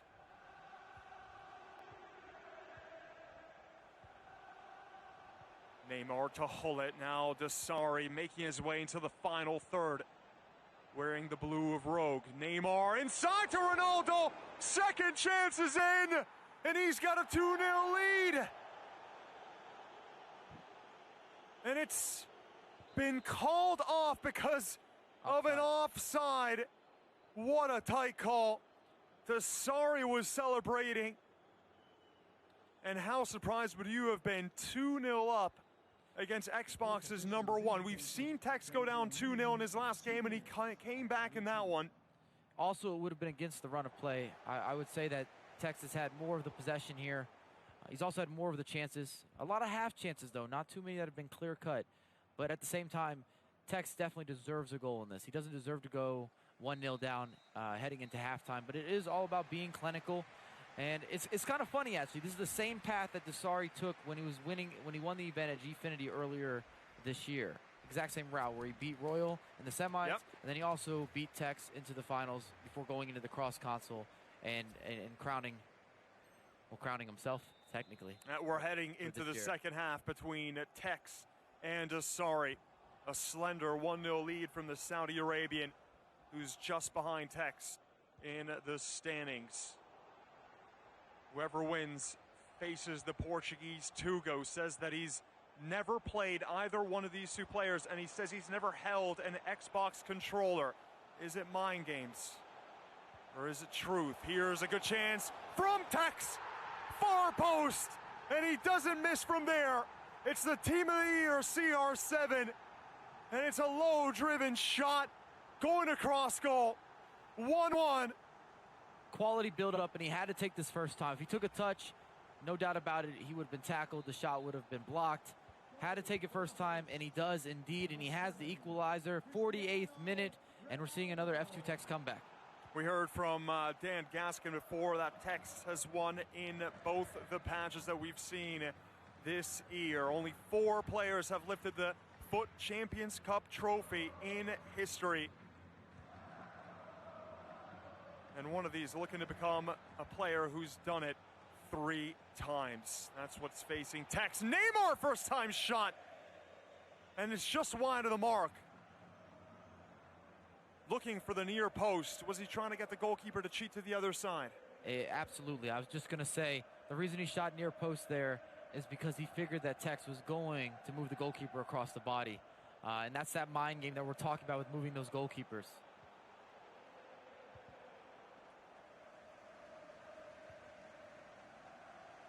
Mbappe on the wing. Creativity and the ability to innovate. That's what's been said about TekkZ, as he has another chance with the cross in the box, but Dasari looked to break the other way on the counter. Ramos reading that ball really well. Now Neymar.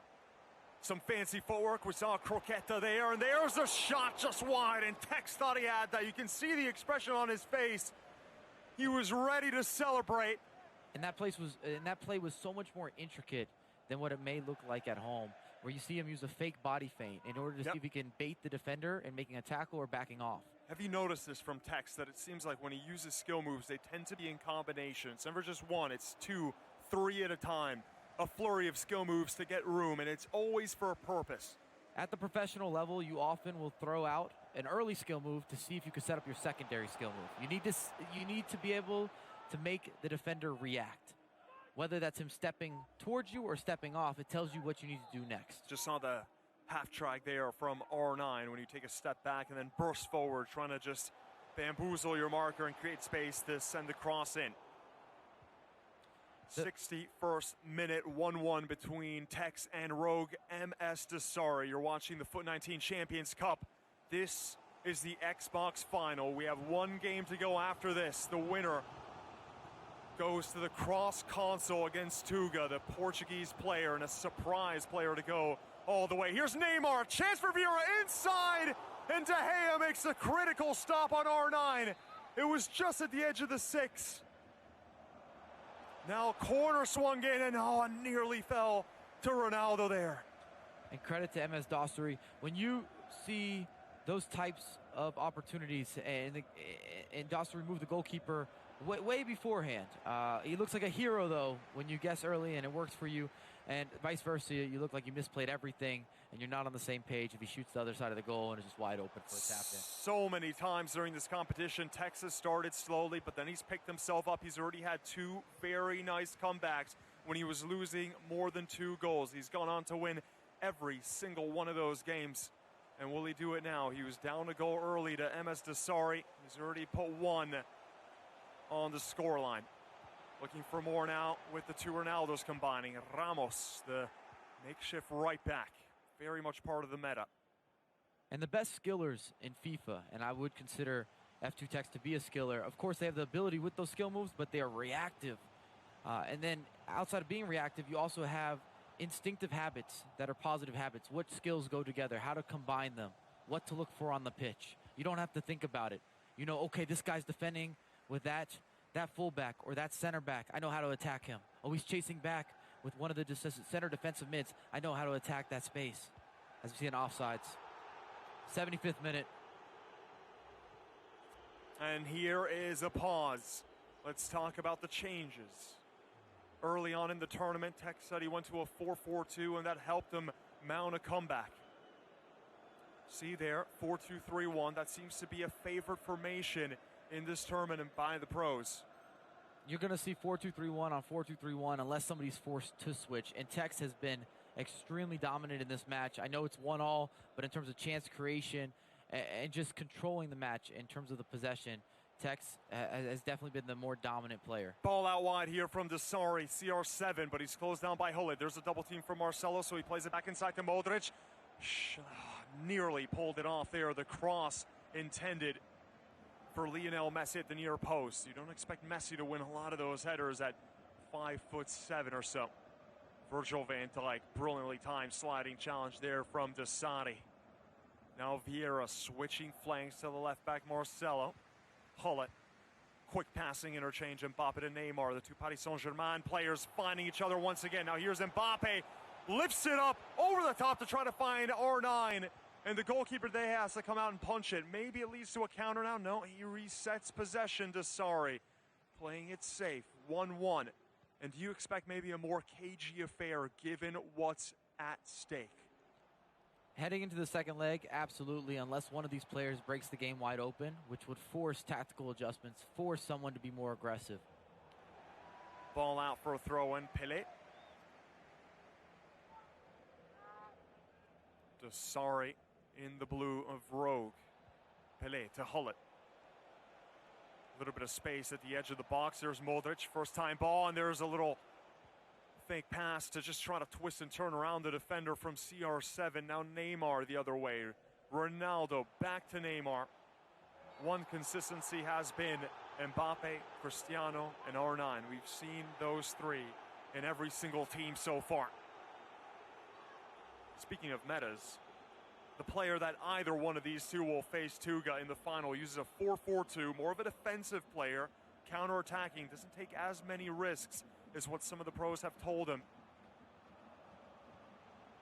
I hope that he's trolling us about never touching an Xbox controller. I'm sure he's touched one. He says he's never used one. Might have caressed one. Who knows if it's mind games or not, just to try to downplay Tuga, the Portuguese player who has knocked out some very good players, including #1 PS4 ranked Nicolas, who bowed out of the competition early. Remember, Nicolas partnered with FUT. And Tekkz is looking to put together one final attack. He doesn't want to leave any time left on the clock for Dasari to be able to counter. Still 90 minutes or maybe even more as we have 2 legs to go to the cross-console final. So much at stake. There's a shot from Mbappe, and De Gea gets down so quickly, and he's just able to do it enough to send it out for a corner. There's the corner, there's the header, and he's done it. FUTtekkz explodes, and he's gotten the lead. 2-1 in the 93rd minute as we head into the second leg. Last chance of the game. Dasari's played well, but Ronaldo does what he does so well, winning those aerial battles. Near post headers on near post headers on near post headers. You're going to see that on corner kicks, and Dasari's not going to have enough time to attack from kickoff. And that's the end of leg 1. 2-1 for FUTtekkz. Nips it at the end. Great for momentum heading into the second leg. This is the match that so many wanted. FUTtekkz and Dasari. They've already produced a few thrilling games, but the last time they met, it was Dasari who beat FUTtekkz. And all the nerves. It's been 3 long days for both of these players. Mentally, are you shot at this point? You know that you're about to go potentially into a game where there's a 50,000 prize pool at the end of this rainbow, which happens to land in Atlanta. They're not even thinking about money right now. I promise you. They just want to get through this game. And both of these players are so complete in terms of being able to play up the middle, play down the wings. They can play fast. They can play slow. They both have understandings of multiple formations and a variety of different tactics to apply to those formations. So this is far from over. 2-1 is just the beginning, my friends. Well, FUTtekkz has his family in attendance, nervously looking on. Dasari's got his posse of rogue players and managers and fitness coaches, trainers. They go way deep at Rogue, and he will need something special here in the second leg. He just needs to make up a 1-goal advantage. MSDossary, who's put in so many good performances on the defensive end and also going forward in this tournament. Will we see a more offensive style now from him in the second leg, or will he wait maybe until the final moments, maybe the second half? He didn't defend amazing in that game. He gave up 10, 11 chances. Some of them were half chances from FUTtekkz, but FUTtekkz definitely made a lot more chances than Dasari in that matchup. I'm expecting to see Dasari maybe instrument the offside trap a little bit more and potentially see a little more pressure play even before going into maybe the second half of the second leg. So even as the game is basically at 2-1, just to change the pace a little bit, a different vibe. Well, Dasari's hydration game always on point. He's taken off the label, still waiting for a water sponsor. And he will go now into the second leg against F2Tekkz, the #1 ranked player from Xbox. This is to go all the way to the cross-console final. Who will face Tuga, the player who just knocked off #1 ranked PS4 player Nicolas? So many points at stake and so much money at stake. Maybe we'll see a few adjustments. Dassary's known for being a master at changing things up during the course of a game. Very methodical player, good passer as well. And Tekkz, as he's had throughout the tournament, just seems to have that X factor with his skill move usage and creating space, winning those one-on-one battles.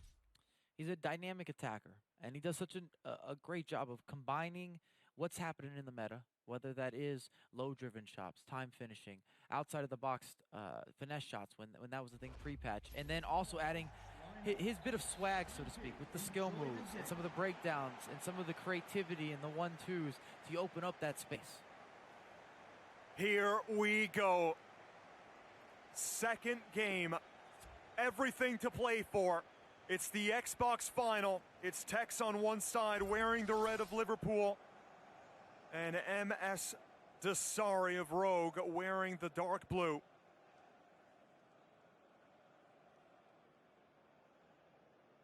Whoever goes through faces the Portuguese player Tuga, who said in the interview earlier with K. Murray that he has never faced either one of these two players. Is that an advantage?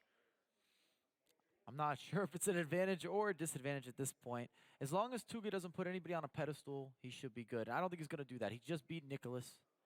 And Nicolas easily the favorite on the PlayStation side, the Iceman. We never go against him. You saw us on the analyst desk. Everybody said Nicolas. But that did not distract Tuga from his game plan, and it was an effective game plan, and he got that W. He's sitting in the final. He needs to perform on the PlayStation side, though, because he cannot lose his home console. Whether he might be trolling us a little bit in terms of never touching an Xbox controller, surely he's not on an Xbox very often. I think most of us can agree there. He just doesn't seem like a liar. Well, only 4 players have lifted the FUT Champions Cup trophy in the history of competitive FIFA as this tournament grows in popularity. So to answer your question, he's going against number 1 or number 2 on the Xbox side. I don't think he cares which guy he plays. He's not getting an easy matchup either way. Tuga's sitting there, he's watching this, he's doing some research, maybe taking some notes, but most importantly he has to apply. Most importantly, he needs to play his game and not necessarily apply what they're doing. You can see if they're making some habits, but it's always important to use your game plan and try to make your opponent adjust to you. That'll always be an advantage. Well, MSDossary, the current E-World Cup champion, has a little bit of work to do here as we go into the second leg at the FUT19 Champions Cup in Atlanta. It's not a new position for him. Both these guys are main event players. They're always on the big stage. They've been ahead, they've been behind, and they always seem to get the job done. Mike, have you felt like one of these two players has either strengthened or weakened from the new patch and, of course, the new meta? This is the first major that we've had with the post-patch. So this has all been on display for us at this event of which players are really showing that they've adjusted and which guys are showing that they maybe aren't on that next level or that next step just yet. I think that the new patch helps Dassary's playstyle, but I feel like with what Tekkz has been able to kind of showcase, that it hasn't affected him in a negative way at all. People always bring up those questions, and I'm just playing devil's advocate here, where they say, oh, you're scoring all these shots from outside the box. That's all you can do. We talked about this with ELEAGUE. But ELEAGUE performed in this event. He looked good. He could adjust. He can adapt. And I feel like a lot of people from the community, they want to say, I don't think so. I think he's going to be one-dimensional. And guys that are successful every single year in FIFA, they're never one-dimensional. This isn't the first time we've seen patches. This isn't their first title or their first installment playing FIFA. These guys have a lot of experience and a lot of success for a reason. Here we go, Mike LaBelle, the second leg of the Xbox final between Dassary and Tekkz. It's a 2-1 aggregate lead for F2Tekkz over the Saudi Arabian Dassary. F2Tekkz going from right to left in the Liverpool red, and he's the one in possession now. So much talent available to these players. We've seen a mixture of icons and Team of the Year cards, a few changes depending on the players, but normally it is between the same pool of the very best players that are available.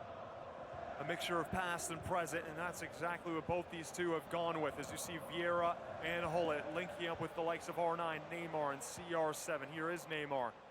Vieira, the defensive-minded midfielder who often intercepts so many passes when he drops back. CR7, heel to heel. Didn't get what he wanted, so he goes back to Vieira. Neymar. Double team there. Pull it.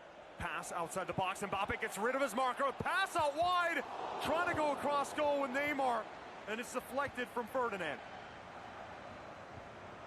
Now Hullet the other way. Desari, his first touch of the second leg. He's got to play cool. We've seen him being able to reset possession, to build up slowly, to play vertically if needed. Almost like a chameleon, being able to adapt to any situation that's been thrown at him in this tournament. And both MSDossary and F2Tekkz do a wonderful job of mixing up their defensive choices, from playing aggressive to playing passive. They like to interject both in every single game at different moments, and that's when you see some of the offside traps or even tactical adjustments on the fly. Here's Vieira to Ramos, who's at right back. Virgil van Dijk. Maybe not a first choice for a lot of the pros, but he is for Desari, so maybe some other people should take notice. Much more build-up play here from Desari compared to the first leg. As the rest of Texas team drops back a little bit deeper. All 11 men in their own box. Marcelo, Neymar, and Ferdinand wins it back. Here's Hullet. And now Tekkz is just trying to build up slowly. Technically, time would be on his side. He's got the 1-goal aggregate lead here in the Xbox final. Last time these two faced each other, Desari won. Before that, Tekkz won. Hullet. Kylian Mbappe. Future Ballon d'Or winner. Heard it here first. CR7, Vieira.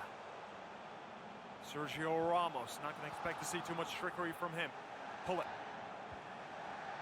Mbappe just trying to maybe get one of those defenders to move and create the space to go forward. Hullet.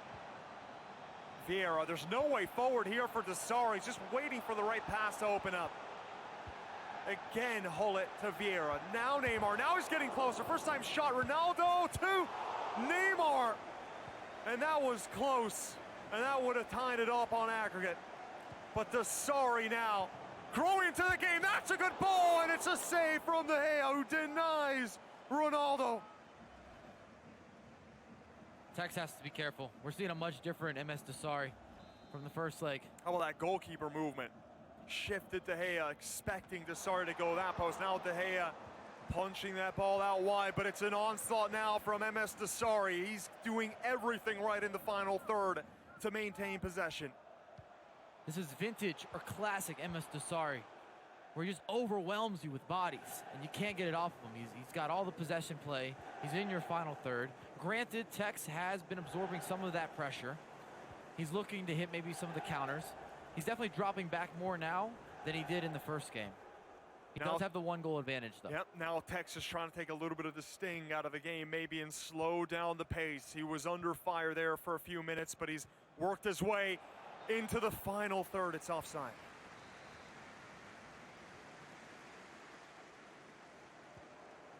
Bit of annoyance on the face of Tekkz there. Thought he had a perfect high arcing through ball to release one of his attackers. Here's the quick passing again from the Saudi Arabian Ronaldo. It's read beautifully by Marcelo, but Ronaldo's still able to find through. There's a little bit of a trickery there. 5-star skill move. Seen the tornado a few times already between these two. Ramos. Ronaldo to Vieira. A bit more of an unorthodox El Tornado, which tells you that MSDossary is trying to find new ways to get in behind, to get into the box, to disrupt and make it difficult for Tekkz to defend the options he's bringing to him. Yeah, he thought about the shot. He's got it back, Ronaldo, and it takes another deflection off of Virgil van Dijk, out for a corner.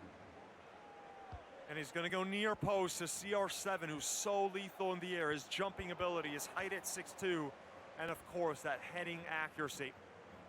All helping out and winning a lot of those 50-50s. First time finesse shot, it seemed like there from Mbappe. Timed, of course. Ronaldo now to Neymar. Back to CR7. Neymar outside of the boot, through ball, but Ramos cuts back inside to bail out the defenders. Hullet. Desari back on the ball with Vieira streaking forward, and it's a bit of a heavy pass out wide to Mbappe. Mbappe now. Vieira, watch out here. There's a shot, it's in from Vieira. He's not the likeliest of goal scorers. And there's the man he knocked out earlier. The Royal going bonkers, celebrating for Dasari, who has just made it 2-2 against Tekkz. And it's Patrick Vieira going for power, top corner, Mike.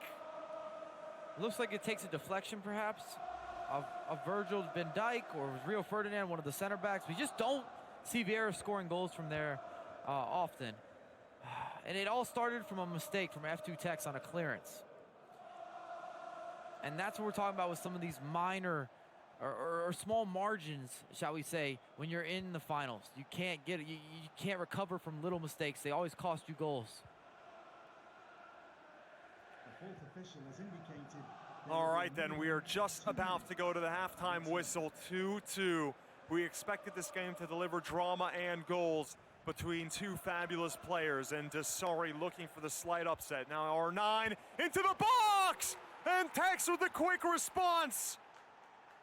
Tekkz's family showing plenty of emotion, but it's a poker face from Tekkz as he gets a goal to make it 3-2 on aggregate just before the halftime, and it's Neymar with the low driven. And we've seen MSDossary move the goalkeeper, and he anticipated correctly. This is one of those situations where Tekkz, the corner of his eye, saw the goalkeeper scoot wide open, pass it into the back of the net, halftime. Still up 1 goal on aggregate. Are you not entertained? We are at the FUT19 Champions Cup. We are witnessing two fabulous players going head-to-head between number 1 on Xbox and MSDossary, who's right behind him.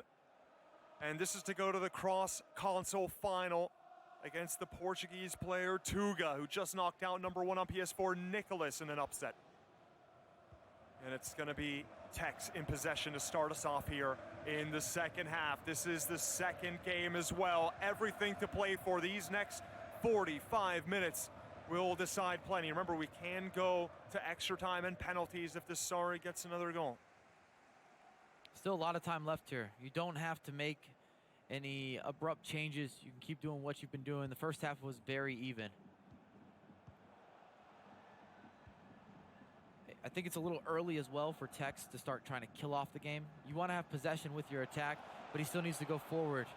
Ronaldo has got space. Beautiful there to burn his defender, Marcelo. Mike can't handle it. Oh. And neither can Dasari. First time effort there from R9. Just goes wide. That Elastico opened up so much space. It caught up MSDossary off guard from the wing. Elastico, of course, one of the most beautiful skill moves. 4-star skill move. It always looks pretty, though, when you got the 5-star skill moves, even in real life. Few players look goofy as heck trying the Elastico, and some make it look easy. It was Dino who made it look so simple. I feel like Mateo's talking about me. My Elastico does not look good. Yeah, that's absolutely not the case. Mbappe now for Dasari. Marcelo. And he's closed down by Sergio Ramos, the omnipresent defender who has been a rock for everyone at the back, whether he's a center back or fullback. If you're watching this, if you can afford him, go buy him. That was smart play there from F2Tekkz. He could have went with an over-the-top through ball, but he decided to recycle, to reset, to hold the ball up a little bit more. Give and go between the two PSG players. Mbappe, the tornado cross, the header! Wow. Tekkz has done it! Wow. Oh, man.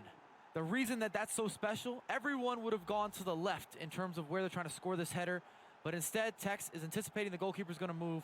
He goes the other direction. He's out of position. David De Gea can't get to it, and he extends his lead. Incredible. Not even close from David De Gea. And this is an uphill task for Dasari. Like climbing Everest now. He's got to get goals back against the number 1 on Xbox. And here's a little player reaction, trying to keep the cool. We have seen this, Mike, I think 3 or 4 times where Tekkz has gone down a goal or 2 and come back. Is that all about the mentality? Absolutely. Obviously, the skill plays a part of it, but the mentality's massive. Talk to us about that. To never quit, to never say, oh, man, this is going against me again. To be able to keep that level of focus at the highest level of competitive play. The biggest moments, live on stream, thousands of people watching. The venue here is packed. You don't hear anything. because the tension is so high in the room. Yeah, and at the console final, cross-console final, I want these guys to make some noise. Every single one of these people in the arena. We are at the FUT 19 Champions Cup in Atlanta, Georgia, the Peach State. And we want a few more peaches now in this game. Of course, we are completely neutral. We just want excitement, as we hope you do too. 64th minute, Dasari needs 2 goals, but it is Tekkz venturing to the final third. R9 deflected by Ferdinand. Another chance, and it's another goal, and is that what seals it? And is that what sends Tekkz to the cross-console final, the #1 player on Xbox delivering the goods yet again? It's a beautiful read from them, from F2Tekkz. Maybe a fortunate bounce, takes it with Neymar. MSDossary thinks that he's going to cut back. He doesn't cut back. He takes 1 step forward, low-driven pass, taps it home. You can't miss from there. And Dasari's going to have to go for it now. He was already starting to increase that pressure, but when F2Tekkz gets the ball, he's going to look to hold on to the ball. He's going to look to start to kill off this game. He still remembers losing to MSDossary in London. Stomping grounds. Dasari's got plenty of support here. Rogue Goal Machine, Rogue and Razik and his manager are all in attendance, hoping that there's a comeback. This could be it, but Mbappe shoots it straight at De Gea. Well done on the goalkeeper movement there. That could have been another shift in momentum for us. This is where Dasari needs to have the best stretch of the year and mount what would be a dramatic comeback. 3 goals now, the difference between F2Tekkz and Rogue MSDossary on aggregate. This is to go to the cross-console final, where Tuga is waiting for them and maybe holding an Xbox controller for the first time in his life, practicing on it. Ferdinand. Tekkz just trying to milk the clock now. Every second that he can waste is a second gained. And it puts additional pressure on MSDossary to go forward quickly, which forces players often to rush. And when you rush, you're never going to have good feet. Plenty of room forward now as so many players committed forward for Dasari, and it's another great sliding challenge. Hullet. Tekkz trying to kill off the game. He has a 3-goal advantage, but he wants more, just to make sure. And Marcelo, yep, he does win the ball back for a throw-in. Goal Machine now. You figure that every single time he's in possession, he has to get something. There's not that much time left, 13 minutes in game.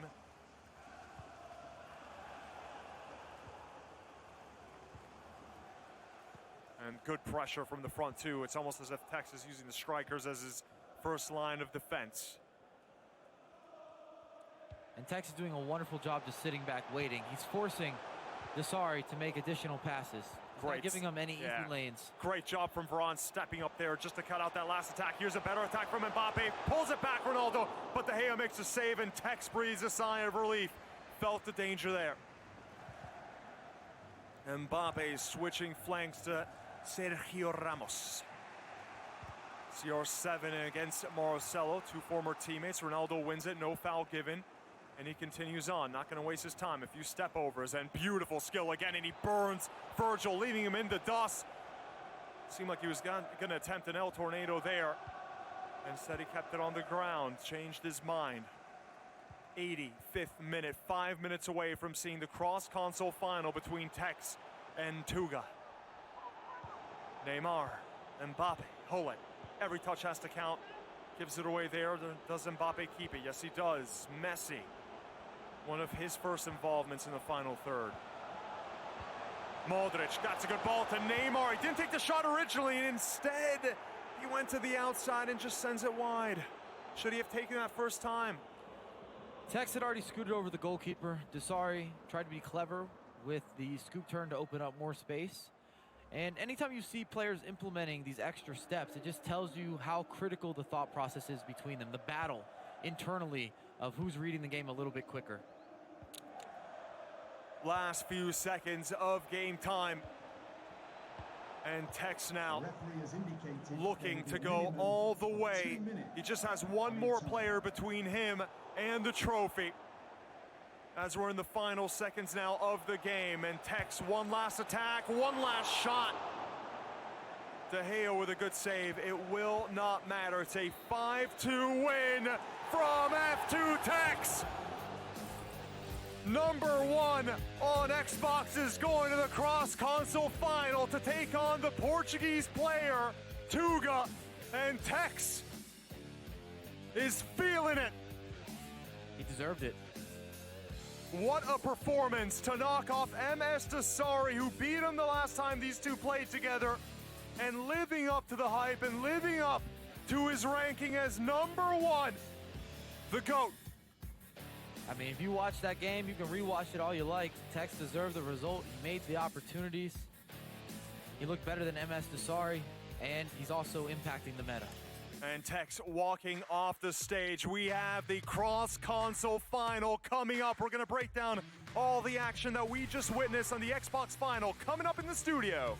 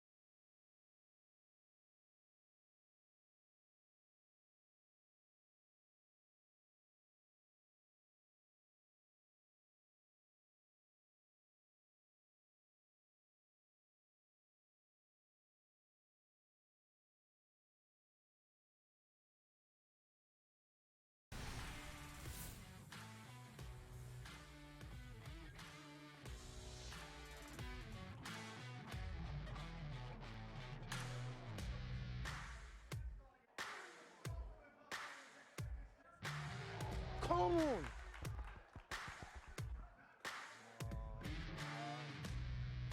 Deflection! So lucky.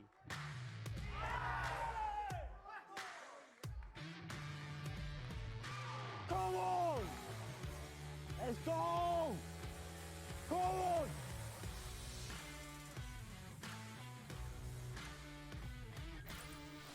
Tekkz hit the old Control-Alt-Delete on MSDossary. You like that? No. You like that? You No. like that? I mean, I feel like the some of us older computer nerds get the MS-DOS thing, but I'm sure that the millennials chat maybe is, they won't. a lot of lulls, a lot of ha-has, a lot of feels bad, man. Anyway, welcome back, everybody, to the ELEAGUE FUT Champions Cup February. We just wrapped our Xbox final, and it's going to be the boy wonder from the UK, Tekkz, who will be moving on to face off in our cross-console competition, the grand final against tuga from Portugal. It's going to be crazy, but as we look at the game, we had to ask ourselves, who is getting more done? Presented by Rocket Mortgage, by Quicken Loans. And here are some of the highlights here. Getting more done. That water was certainly getting it done for MSDossary. But Dan, this was a matchup we were all very excited for. But Tekkz, bro, this young man is just deadly. And I was worried for him when he went 1-0 down against Dossary, to be honest. Was he going to be able to come back into things? And then Dossary made things worse. But one thing that Tekkz has always been phenomenal at doing throughout FIFA 19 is never letting his head drop, always believing in himself. And the amount of goals that he scores when you don't expect him to, he's just so clinical in front of goal. The skill moves that he's able to pull out, the way he scores goals, he's just a pleasure to watch. It's absolutely incredible. Yes, and I agree with that as well. Tekkz just demonstrated what he can do in the offensive side of things. I've never seen anything like it. There's a reason why he's ranked #1 in the world on Xbox and just has 6,000 plus pro points. His attack is just fun to watch. Fun fact, Mama Tekkz asked us not to show her on camera anymore. And we did. The ELEAGUE guys, they do their own thing, Mama Tekkz. Sorry about that. But yes, a lot of heartbreakers there as well for MSDossary. A rough game for him going up against Tekkz. So it could have gone either way. I feel like if you play that match back numerous times, it can go either way every time. I mean, it was vintage Tekkz that Dossary was up against. You saw that last goal actually this goal right here was a bit lucky for MSDossary. I'm sure that's where you heard like Tekkz say, oh, that was very lucky because it was a Vieira shot, yellow tie, but deflected into the net. And you know what? Tekkz was like, I'm just going to come right back and give you a goal. El Tornado crossed the... This was insane. Oh. And something I want to point out, I feel like Dossary moved his goalkeeper too much in certain times of the game where he just didn't have to necessarily. I feel like right there, if he wouldn't have moved his keeper, the keeper probably would have saved that. Potentially, but that is also still a heartbreaker, right? The El Tornado, isn't that hilarious? I'm Hispanic. I'm the Hispanic one, and I'm saying VV Tornado. But El Tornado secured that one, and then Tekkz, he won. Oh, I don't hear you. Oh, that's man. what he's saying.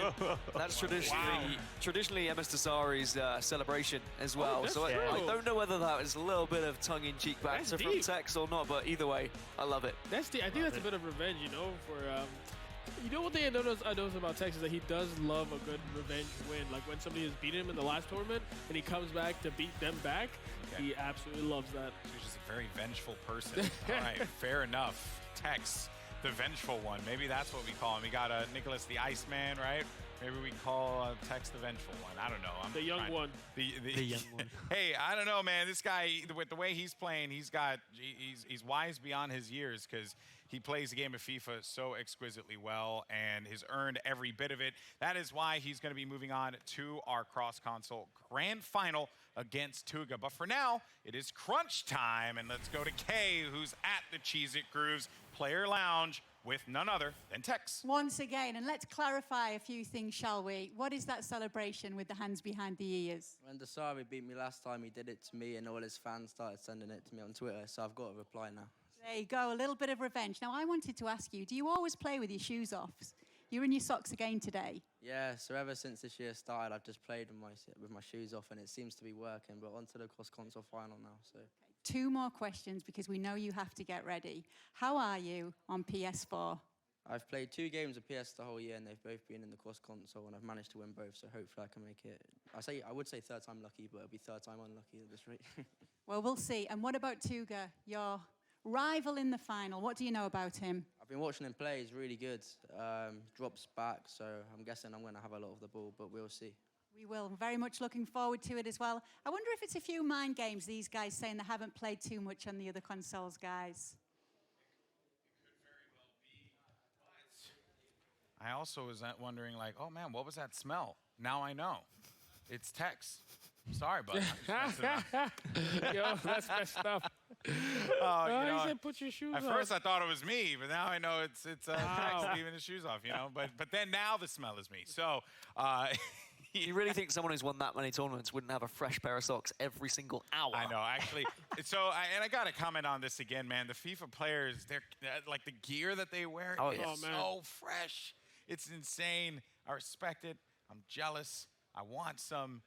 Please, NYCFC, just send me something. I'm begging you. That's all I want. That's all I want. All right, well, I know all you guys want to see is the bracket and where we are now because it's on to the grand final, the cross-console final. And this is going to be a different flavor of FIFA as the competitors are going to be going toe-to-toe on their respective platforms. So Tuga having to face off against TekkZ on Xbox, TekkZ doing the same against Tuga on PlayStation 4. Interesting stuff. Something that it's definitely very new to me coming from the world of esports, and it does add that little bit of drama, but we will break all that down later on. For now, though, we're going to go to a break. When we return, we're actually going to have a fun show match between one and only Ocho5 and Josh Norman, and a special guest, Castro, will be joining us. We'll see you soon.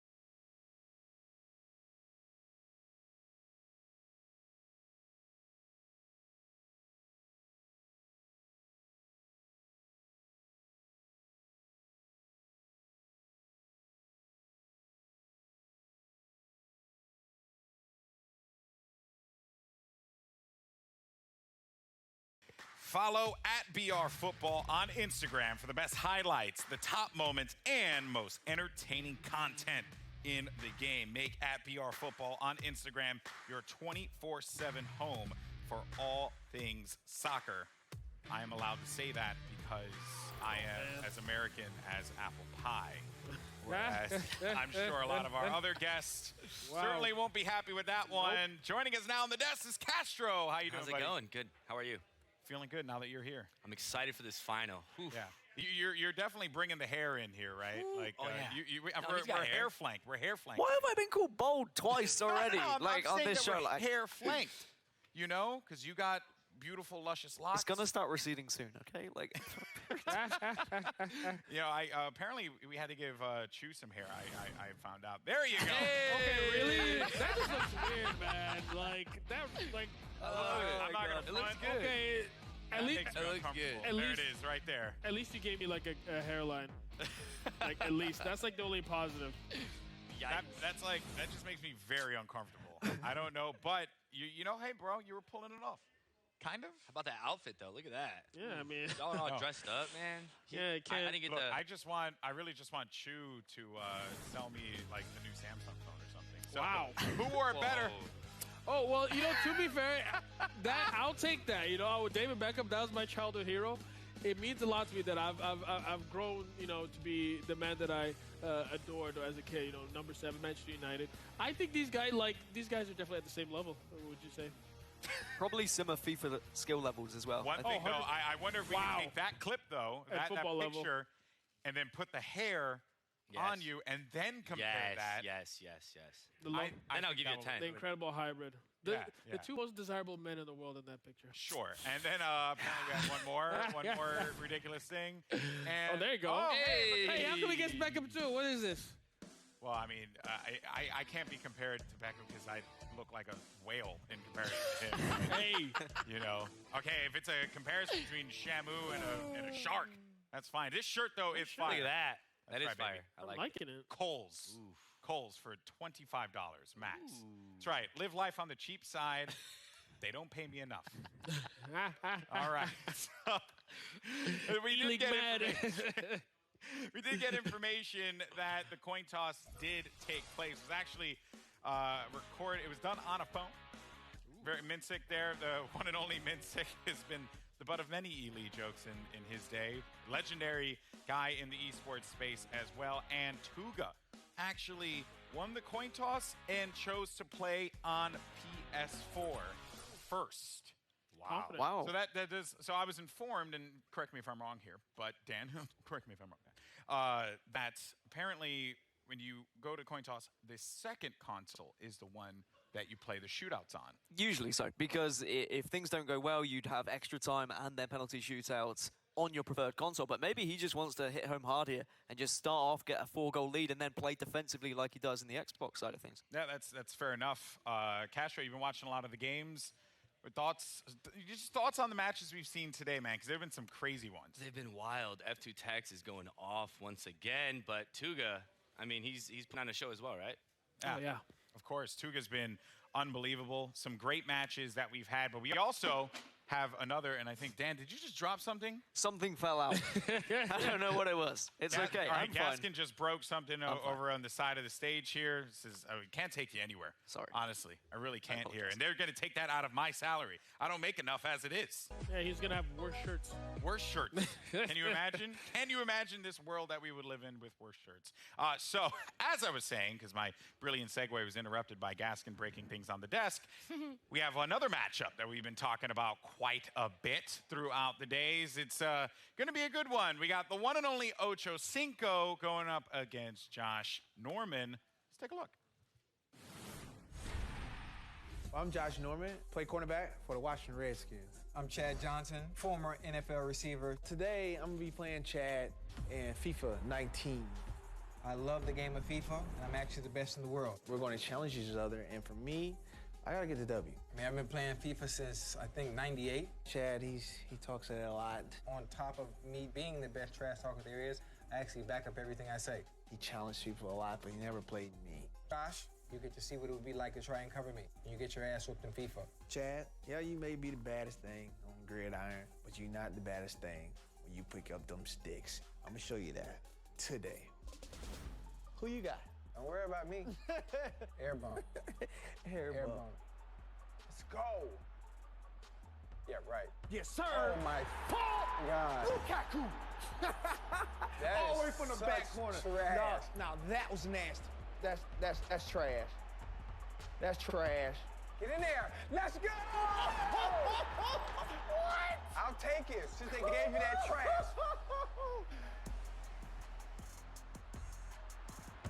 Let's go. God. Oh my! How you missed that one? That was practically set up on a platter for you. You said that was what now? And you said that was lucky goal last time.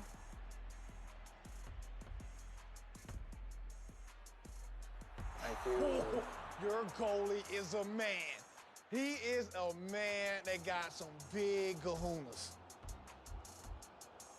You got Here it. you go. Yes!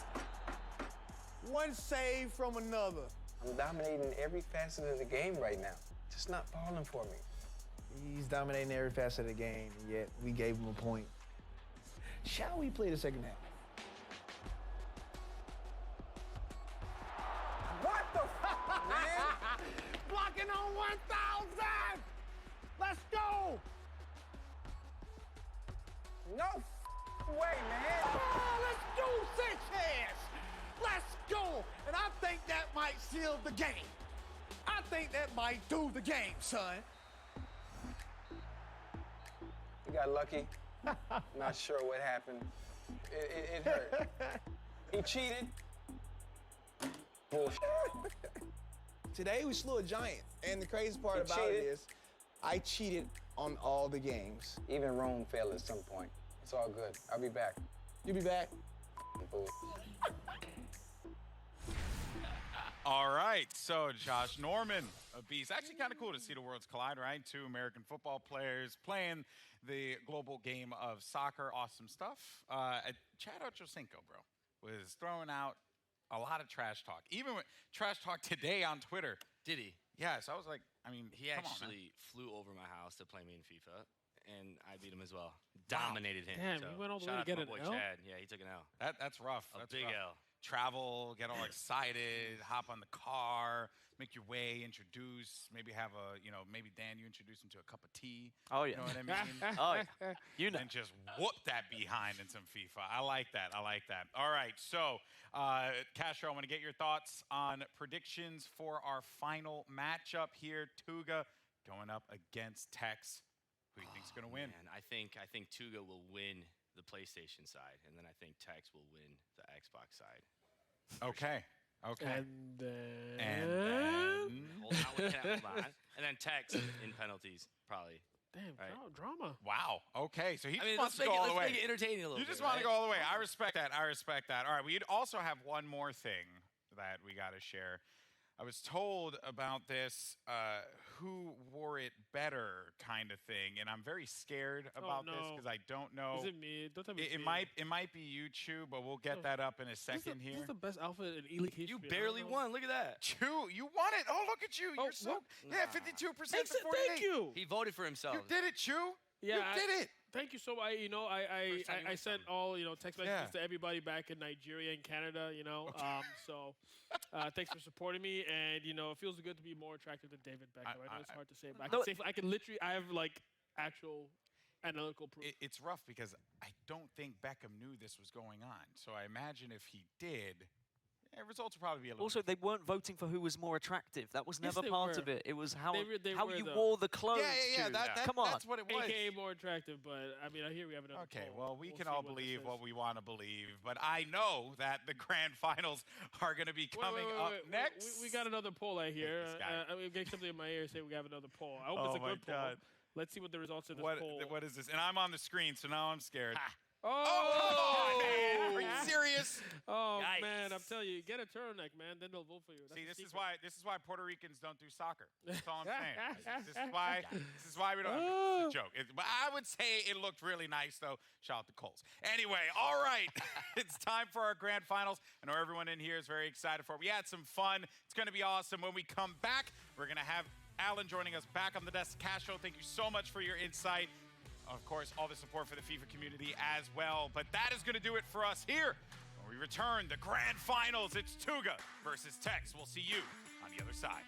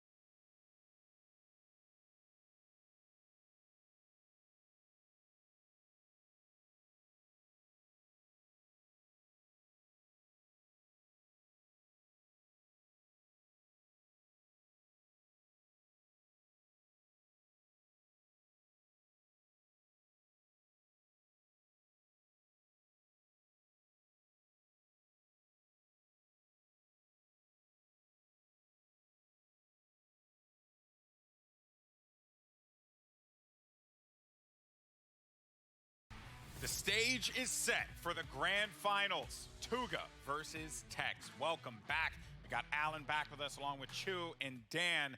And now it's time to discuss our upcoming matchup. And I want to start first with Tuga from the PlayStation side. What a journey this Portuguese player had to get here, man. Representing his country very well, but on top of that, playing some exquisite FIFA along the way. Oh, yes, in that semifinal, the grand final on the PlayStation, he took out Nicolas, the best PlayStation player based on the global leaderboards. 6-1. He did manage to soak up all of the pressure, and he was effective with this finishing. If he keeps this up, playing solid defense, we'll see if he can soak Tekkz's offense, because I believe Tekkz's offense has been the best in this tournament. Yeah, and then discussing Tekkz, he had mentioned in an interview before with Kay, Dan, that he has played on PlayStation and he's won on PlayStation. This is a guy who, it doesn't matter what he's playing on, he's a beast no matter what. Tuga knows this as well.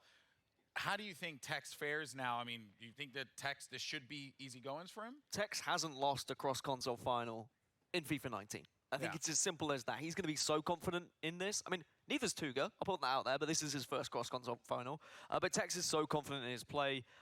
Going forward, as Alan said, he is just phenomenal. He is so versatile. He's so unpredictable. And that's terrifying when you're trying to defend against him. All right, so I know the players want to get ready to go, and I don't want Tekkz to give me a death stare anymore. So I want to get some predictions out there, and let's start with you, Chu. Based on what Dan was saying before, Tekkz has now lost a FIFA 19 Grand Final, so I don't expect him to lose this one either. Okay, Tekkz. Tekkz has been on top form, so I do think he's going to see this one out. All right, and Dan? You're the Englishman. This is... Yeah, I mean, how could I not back the other Englishman? You're okay to have some bias here, right? Chu's been biased like all weekend. Yeah, Exactly. honestly, at least I was like upfront about it. Yeah, gotta be Tekkz for me in this one. However, I think it's gonna be a close one because Tuga's defense has looked phenomenal this tournament. Hey man, you know what? We've counted out Tuga in the past before, and Tuga has proved us all wrong. True. So it is truly anyone's game now.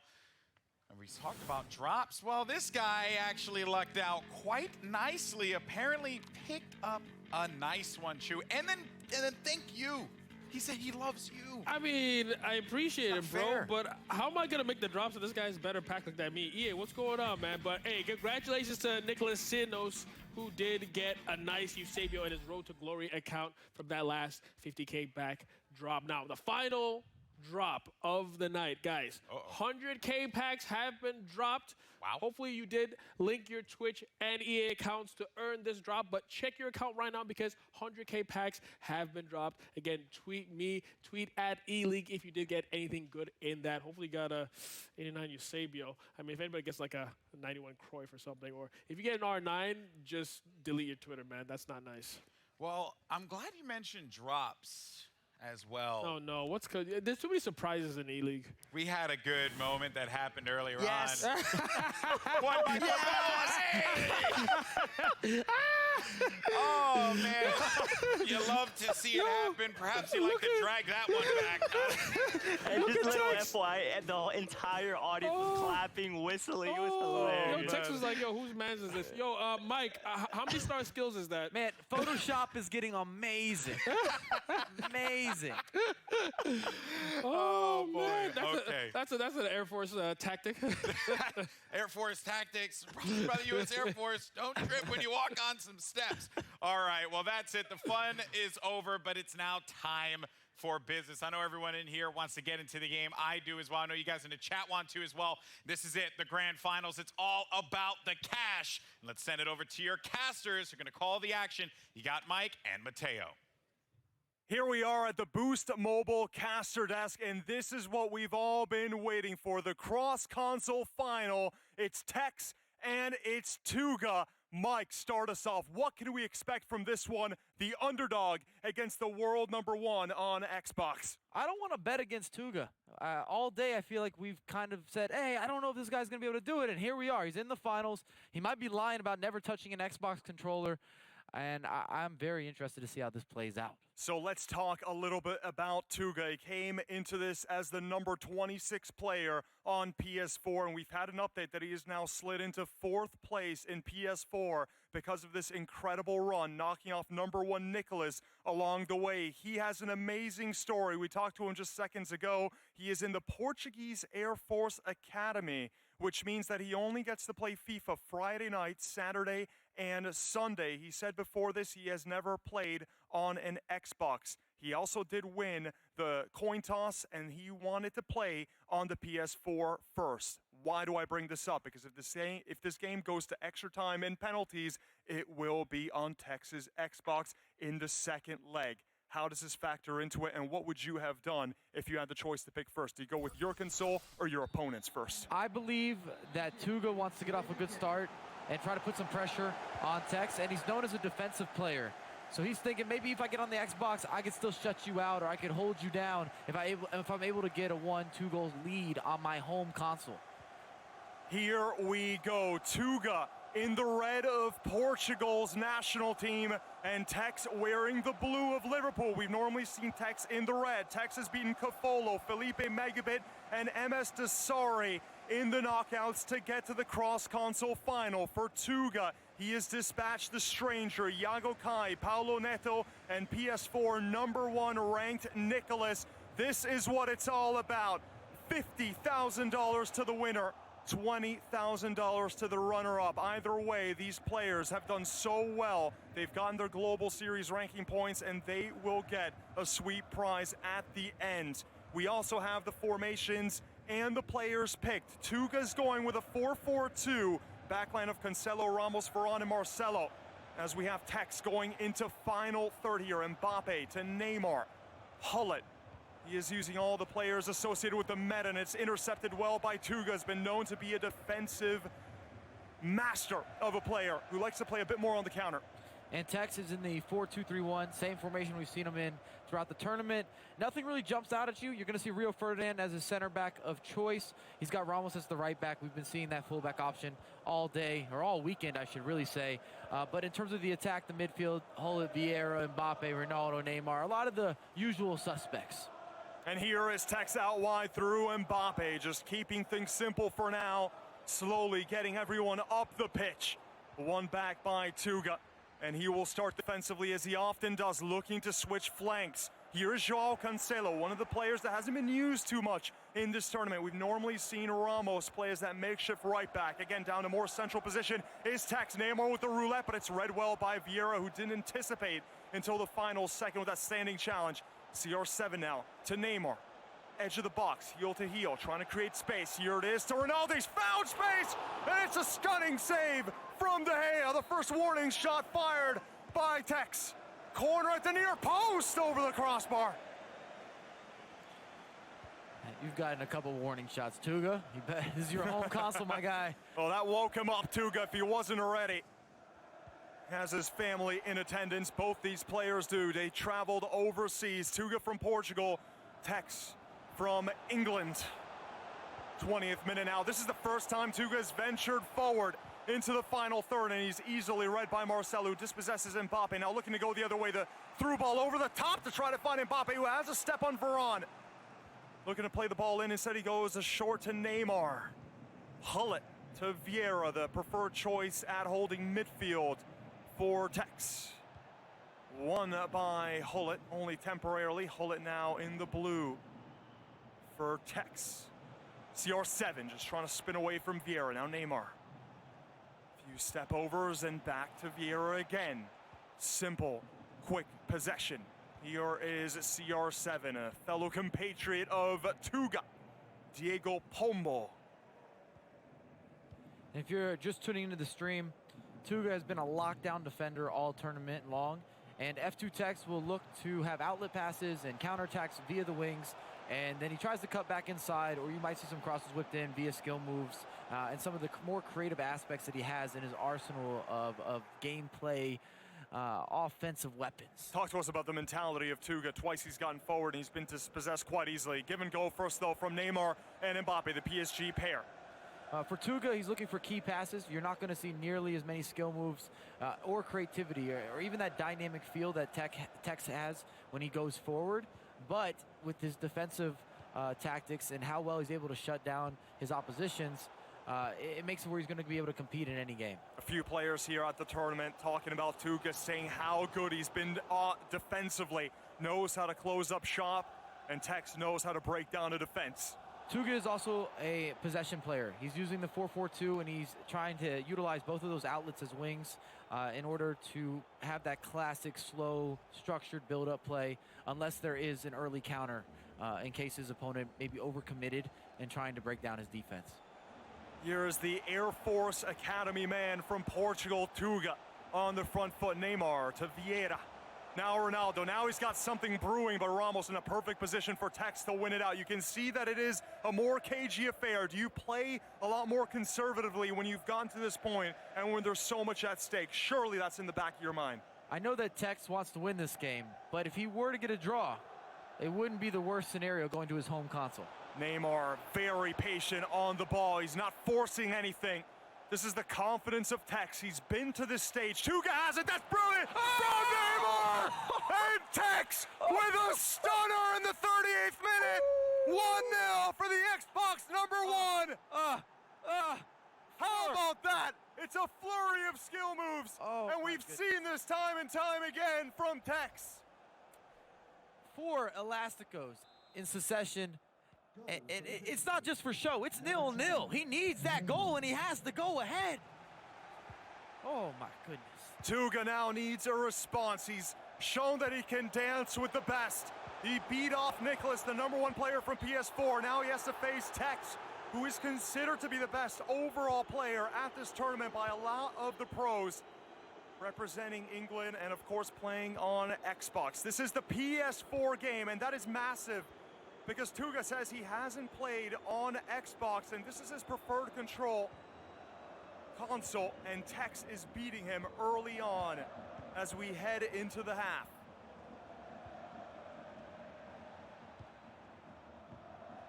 Good sliding challenge there from Varane, but Tekkz maintains possession. Resets. Can Tuga bounce back from this? It's Tekkz again. There it's won back by Hullet. Vieira out wide to Marcelo, has Neymar streaking forward if he wants him. There is Neymar, back to Vieira. Last possession's gotta get it forward before the half, and he's trying to play that low pass across the pitch, but it's read too easily. Bit more of a clumsy display from Tuga when he gets forward than what we've seen from him being brilliant at this tournament. So Tekkz with the slender lead. Remember, it's a two-legged affair. Tuga won the coin flip, and he decided to play on his PS4, where he should theoretically have the advantage. How many games do you think Tekkz has played on the PS4? Tekkz said in his interview he's only played 2.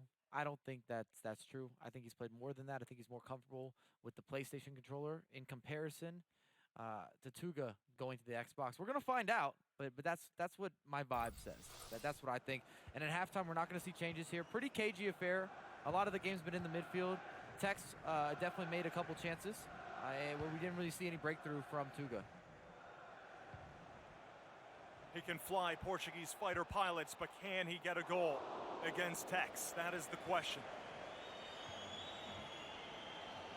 And Tekkz has a flight to catch tonight, going back to England to try to play for Liverpool just tomorrow. A very busy man, and will he go to England with $50,000?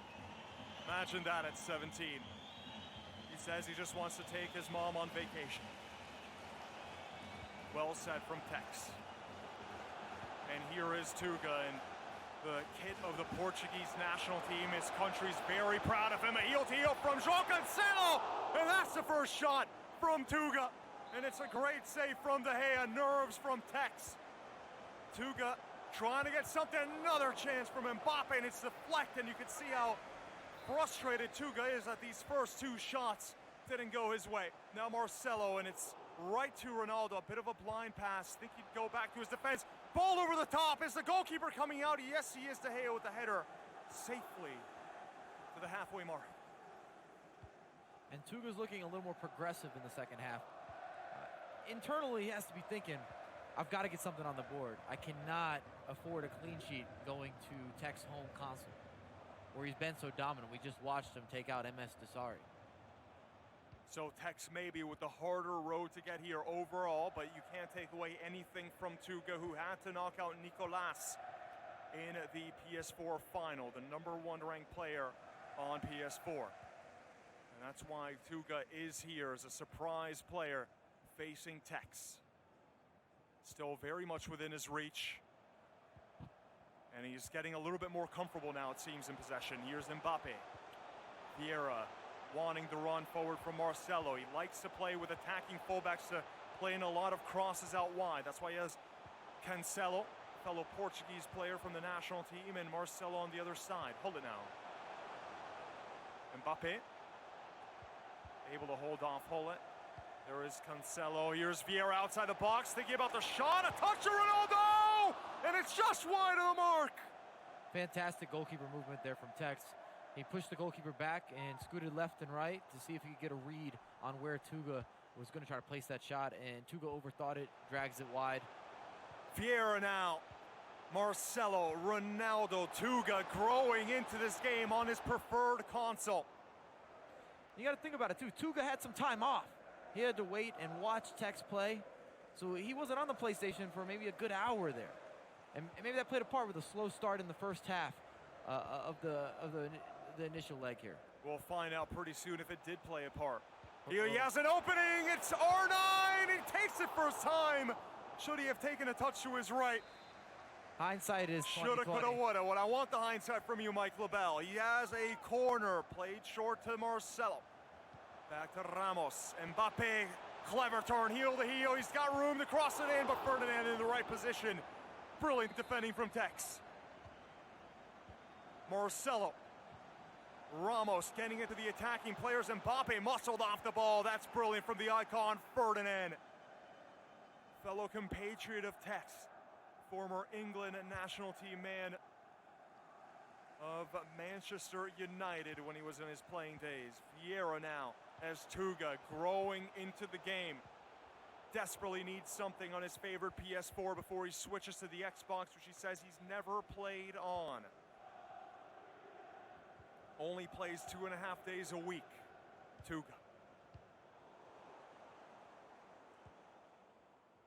74th minute, 2 legs. First one on PS4, second one on Tekkz's favorite Xbox. Mbappe's looking for support. Finds it. Got it here in R9, heel to heel, and a few step overs. That's a combination of skill moves that has become so iconic when watching Tekkz. And here are the first changes. What changes are you anticipating?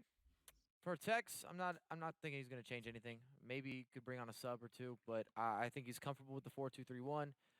Outside of some of the opportunities he's given up in this half, for the most part, in terms of possession, he's controlled it. The flow of the game, the rhythm, just dictating that pace, where I want to stress how important that is. 77th minute, the header off the crossbar. Another close chance. And Tekkz could have doubled his lead. Now Tuga looking to break on the counter. Modric gets it wide to Messi. Now there's a bit of space for Pelé. Pelé's getting closed down by Hullet. He crosses it far post off the crossbar. The header's wide. And Tuga cannot believe his lack of fortune. To be fair, Tekkz just hit the crossbar as well. But I'm surprised this is a 1-0 game at the moment. 3 chances now from Tuga. Tekkz has absorbed the pressure as best as he can. But Tuga growing into the game. He's getting better and better, but he only has 10 minutes to get a goal back on his PS4. And that should act as a reminder for Tekkz, as you're seeing here. A bit of a longer build-up, a little more possession play. Let's just get into the second leg. Let's get back to the Xbox. If I can carry this 1-0 lead into that Xbox, it puts more pressure on Tuga, and Tekkz has to feel confident going to his home console. Uh-oh. Messi to Pelé. Hullet. Tuga needs something desperately to take with him into the second leg. He's advancing to the final third. Hullet dispossessing Messi, though. Here is Tekkz, the through ball to Neymar. Quick, decisive movements again, just to try to create space against his marker. It is a staple of Tekkz. Very proudly representing F2 and England. Mbappe, again, moving away from danger, but he gives it away. Only for a second, though. Now switching flanks to Sergio Ramos, the makeshift center back. Vieira, Hullet, and back to the defense. He's recycling here in hopes of getting the last attack. Coming into the 90th minute, a couple of minutes of added time. Wants to make sure that he's not going to be countered here. And also, Tekkz must be so pleased coming away from Tuga's console with a 1-goal lead. We have no idea how Tuga's going to perform on the Xbox. Neymar. And João Cancelo reads it. And that's the last touch as Tekkz wins 1-0 on Tuga's PS4. The crowd here in Atlanta, Georgia, with a standing ovation. Still one leg between Xbox's #1 against the previously ranked 26th player on PS4 who has moved into that 4th place position. What changes and how do you go into a console which you say you've never even picked up the controller of? It's only one goal. So right now, if I'm Tuga, he's got to feel confident about the second half that he just played on the PlayStation. He might even feel a bit unlucky to not have converted one of his opportunities, whether it was a corner kick, whether it was the volley, whether it was the shot that he drove just wide of the goal. All right, Mike LaBelle, we are going to send it off to the studio where we have some analysis on what we've just seen. Tuga against Tekkz. Oh, boy. One goal. That's all that Tekkz was able to get on PlayStation 4. Tuga, though, so close so many times. But the one goal needs to be talked about. Oh, I don't know how you can like even analyze that. Like my brain kind of broke on that one. I think that was 4 Elasticos in a row. So okay, so again, right? It's no surprise here. You know, I'm not the FIFA guy, and I decided immediately after seeing this to go on the internet and research what an Elastico was. Oh. Seeing some of the greatest players in the world of football do this move. But to see him do this 4 times. Oh my goodness. I've honestly never seen a goal like that in competitive FIFA. Like you see like streamers like R9 Rai, shout out to Danny who's probably watching the stream, you know. These guys do this like for fun on stream, but like in a competition, in a grand final, unbelievable. Guys, I just wanted to let everyone know, Chu was out of his seat running around the place. The place was going crazy. He was, and for good reason, Dan. I mean, for viewers at home, maybe watching this for the first time, you've seen ELEAGUE's other events, but you've been curious about FIFA. Why was that play so incredible? An Elastico is a 5-star skill move, one of the hardest 5-star skill moves to pull off, in my opinion. You have to do so much with the right analog stick. The fact he's done it back-to-back 4 times, also on a console which isn't his home console, so he's doing it on the PS4 controller, is absolutely phenomenal. It's just one of those things, man, that you see it happen and you just think to yourself, what in God's green earth am I supposed to do to stop this young man? But Tuga does just that, only really allowing him to get that one goal. Still, though, Tuga, so many times he had an opportunity to get goals. It just did not go his way, Alan. Heartbreakers. Both Tekkz and Tuga had some clear opportunities. You guys saw Tekkz hit the crossbar off that corner, that header, and then right after that play, Tuga goes on the counter and hits the post. Incredible scenes that we're witnessing. It's not over yet, though. This is barely the first leg. This is just the first leg of this one, and we have that clip. It was so nice we had to show it thrice because that Elastico was the coolest thing I'd seen. I've commentated many games in my life. You and me, Dan, we've done a lot of games, casted a lot of games together. That was one of the coolest things I'd ever seen, and that was nuts. Like, even I could appreciate that. I mean, like, I've casted, what, maybe 7 events now back-to-back with FIFA, and that is the best goal that I've seen through all of the events. And I guess just because of the occasion, the fact that Tuga is an amazing defender and Tekkz has had to work so hard to break him down, he's done it on his opposition's console. It really was a goal for the ages that we should be talking about for quite some time. Chu, break it down. How does Tuga even attempt to stop that? Well, I think the problem that Tuga had is that, you know, with animations like that on skill moves, you know, you don't want to dive in because you might concede a penalty. So the thing is that Tuga has to kind of like put his defenders in the way without making a tackle, so the AI can take control and do that tackle for him versus lunging in on a skill move and then giving up a penalty. That's why you see a lot of people when a lot of people use the La Croqueta in the box so they can get a penalty. So it was actually really difficult for Tuga to defend that. It was actually trickier than a lot of people think. He had to back off. One thing is certain, though. We're going to see a lot more Elasticos in the Weekend League. Yeah. Everybody's going to think they're Tekkz all of a sudden in the Weekend League. Even everybody in Silver 1 is going to be like spamming that. I want to see all that. the YouTubers right now making a video how to do the Elastico. Hey, clickbait. Get on it. Get on it. That's that free content right there, baby. Insane stuff. All right, so now we go into the Xbox leg of this grand final. Currently, Tekkz, the Xbox player, is up 1-0. This is a console that Tuga himself said he has not played in the past, Dan. That does play a factor in this. Everyone keeps saying they don't believe him, but I mean, surely, right? Like, Surely he's not lying. I believe him. Some players are just focusing on their own console. I mean, he probably wouldn't have thought coming into this tournament he would make a cross-console final. There's no reason for him to really practice on the opposition console. But now he has a chance to shine. It's not like it's that different from controller to controller. Maybe the sticks are a little bit higher on the PS4 and the buttons are a little bit softer, etc. But he should be able to take his incredible skill regardless of controller. Yeah, and he's only down by 1. I would have expected, given how game 1 played out, you ride that momentum off of that ridiculous play, and then you're able to accrue a few more goals here. Now, Tuga only down by 1. This is still very doable for him. It's still very doable, and I was very impressed with his 4-4-2, the way he uses it, because the 4-4-2, going up against the 4-2-3-1, 4-2-3-1 has a lot of 2 CDMs in that camp, so there's a trio in midfield plus the wide men, but 4-4-2 is only 2 midfielders, so you have to cover a lot of ground, and honestly, I think he dominated the second half, which shows that he controls the game so well that he's able to dominate with 2 midfielders versus 3 midfielders in the middle of the field. Impressive use of his formations. Alan, you've been in these pressure cooker situations so many times in your career. You know that Tuga's feeling it, but give me like if I had to give me a letter grade, right? Like an A+, a B+, a B-, whatever, on Tuga's performance thus far in the grand finals. First time being here. Oh man, A. He gets an A for sure.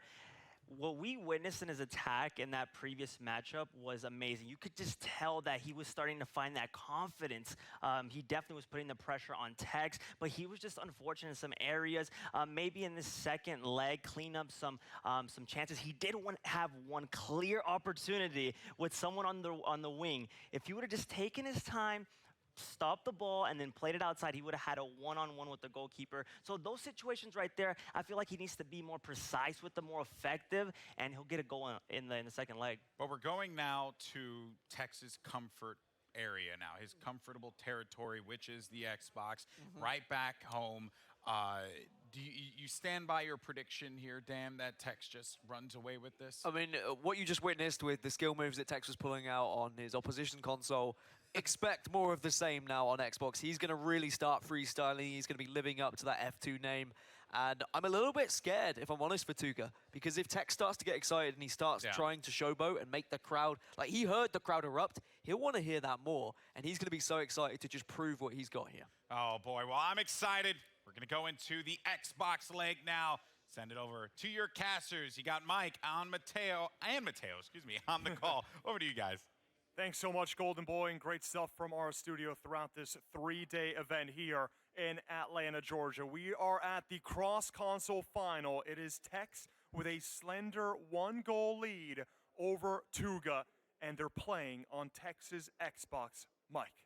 Can I just clarify or confirm that I am not on Mateo? Just want to throw that out there. Okay. Golden Boy. Yeah, it was the Golden Boy transition. It's Mike and Mateo. Right then, now that we've gotten that cleared up, here is Tuga and Air Force in Portugal. He only plays 2.5 days, much less gets the chance to practice on the Xbox. He probably never thought he'd get to this point, at least not now. So what's at stake?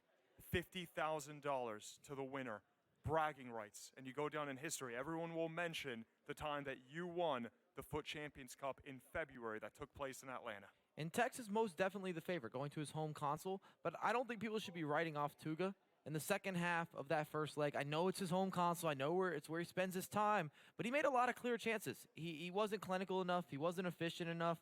He missed either the extra pass, or he shot too early, or he shot too late, or he put it wide. You name it. But he had many clear-cut chances. In fact, maybe the most clear-cut chances we've seen Tekkz give up in one leg at any point in this tournament. So talk to us again about the play styles, and will Tuga change something up? You saw him now, rather we saw his screen, he was practicing some skill moves, some shots in the practice arena. He says he's never even held an Xbox controller, so it is gonna be curious to see how he does against Xbox's #1 player. If there was ever a time you wish you had practice with a controller, it's when you're taking on Tekkz. Of course, the first leg will be remembered for the Elasticos, and Tekkz now wearing the red of Liverpool, Tuga in the white of the Portuguese national team kit. And right away, Tekkz putting on pressure, Mbappe. There's the drag back. Saw those 4 or 5 Elasticos in a row to score one of the best goals And I'd have to say the 2 best goals of the tournament scored by TekkZ. Also the Neymar flick. Here's Vieira inside the box, and he's just pressured wide by Hullet. And Tuga looking to avoid this early onslaught as he just familiarizes himself with not only the game speed, Mike, but also the new controller. And TekkZ's ability to hold off being tackled in those situations is truly special. I know that he doesn't create an attack, but he's got Vieira, he's got Neymar, he's got Ruud Hullet, he's got all these different players on the ball, and their touches, they're not the same. And the skills, obviously not the same as well. The size of the player's not the same, and he's able to maintain possession while he's trying to work it around for an attack. But if I'm Tuga right now, I still feel like I can win this. It's only 1 goal. Stick with your same tactics, and if he's able to carry over some level of momentum from the first leg, then we should be in for an interesting final. I don't think it'll be nearly as clear-cut as everybody's saying with F2Tekkz, but I could be wrong. I mean, this is TekkZ home console. He hasn't lost one of these cross-console finals. Beautiful through ball there from Marcelo to find Mbappe, and it is TekkZ again on the front foot. Hullet can see the confidence, sweat dripping down with swagger. F2Tekkz, aka Donovan Hunt, against Diogo Pombo. Tuga. It is the cross-console final, a massive prize to the winner, and also the runner-up. Both these players should be immensely proud of what they have just done coming to this point. Both have beaten very good players. TekkZ, Dasari, and MegaBit fell to him in the semis and in the final, while Tuga was able to beat Nicolas, the #1 ranked PS4 player. And the way that Tuga defends with his outside midfielders is what allows him to keep these clean sheets. He uses them to chase back. They break up a lot of plays, and it gives him additional pressure and additional spacing having that much. There's the tornado cross, and the goalkeeper De Gea comes out to punch that one away from Tuga. You can see a little bit of a grimace. He was worried about what would transpire there. Ronaldo with great pressures, the first line of defense for F2Tekkz. But Tuga now, he just needs to get out of his own half. He's really struggling here and building up consistent possession. Ronaldo, little quick through pass to João Cancelo, trying to invite Cancelo to get forward. When we spoke to him, he said he loves Cancelo because of his crossing ability. He likes his fullbacks getting forward, making those overlapping runs. And this is looking a little more like a classic Tuga build-up. A little bit slower, a little more controlled. Few players I talked to just expressed frustration playing Tuga, that he kind of takes away what you're trying to do. He's not the most flashy or skillful player in terms of skill moves or in terms of just playing for the crowd. That's a brilliant switch from TekkZ, and it is gonna stay in. Ronaldo just looping it back to create some space against Marcelo. CR7 to R9. Little drag back to find CR7 again. So good at playing that ball. Ronaldo's got a little heel to heel, creates room. First time shot is deflected by Varane, but it's back to Hullet. It's suffocating pressure, and it's into the top corner. TekkZ has made it 2-0 on aggregate. Kylian Mbappe, team of the year. And this is simply too steep a mountain now for Tuga. MVP Mbappe. I don't know how he gets that through, but he does. Indeed, goalkeeper goes down. It comes off of Varane. All goals count the same, and TekkZ extends his lead to 2 goals on aggregate. Incredible drama here in Atlanta, Georgia for the FUT19 Champions Cup. 1,500 Global Series points already went to these players, and now they're playing $50,000 for the winner. Family is already with the calculators out to see how much that is in pounds and euros. 32 minutes on the clock, and TekkZ is up 2 goals. Tuga needs something, and he needs it now. Hullet gives it straight to Ronaldo, and another glimpse of frustration from the Portuguese player. And that makes you wonder, is that a controller error there? Misaimed a pass, Good point. Didn't go to the right player. Clearly not who he was aiming for.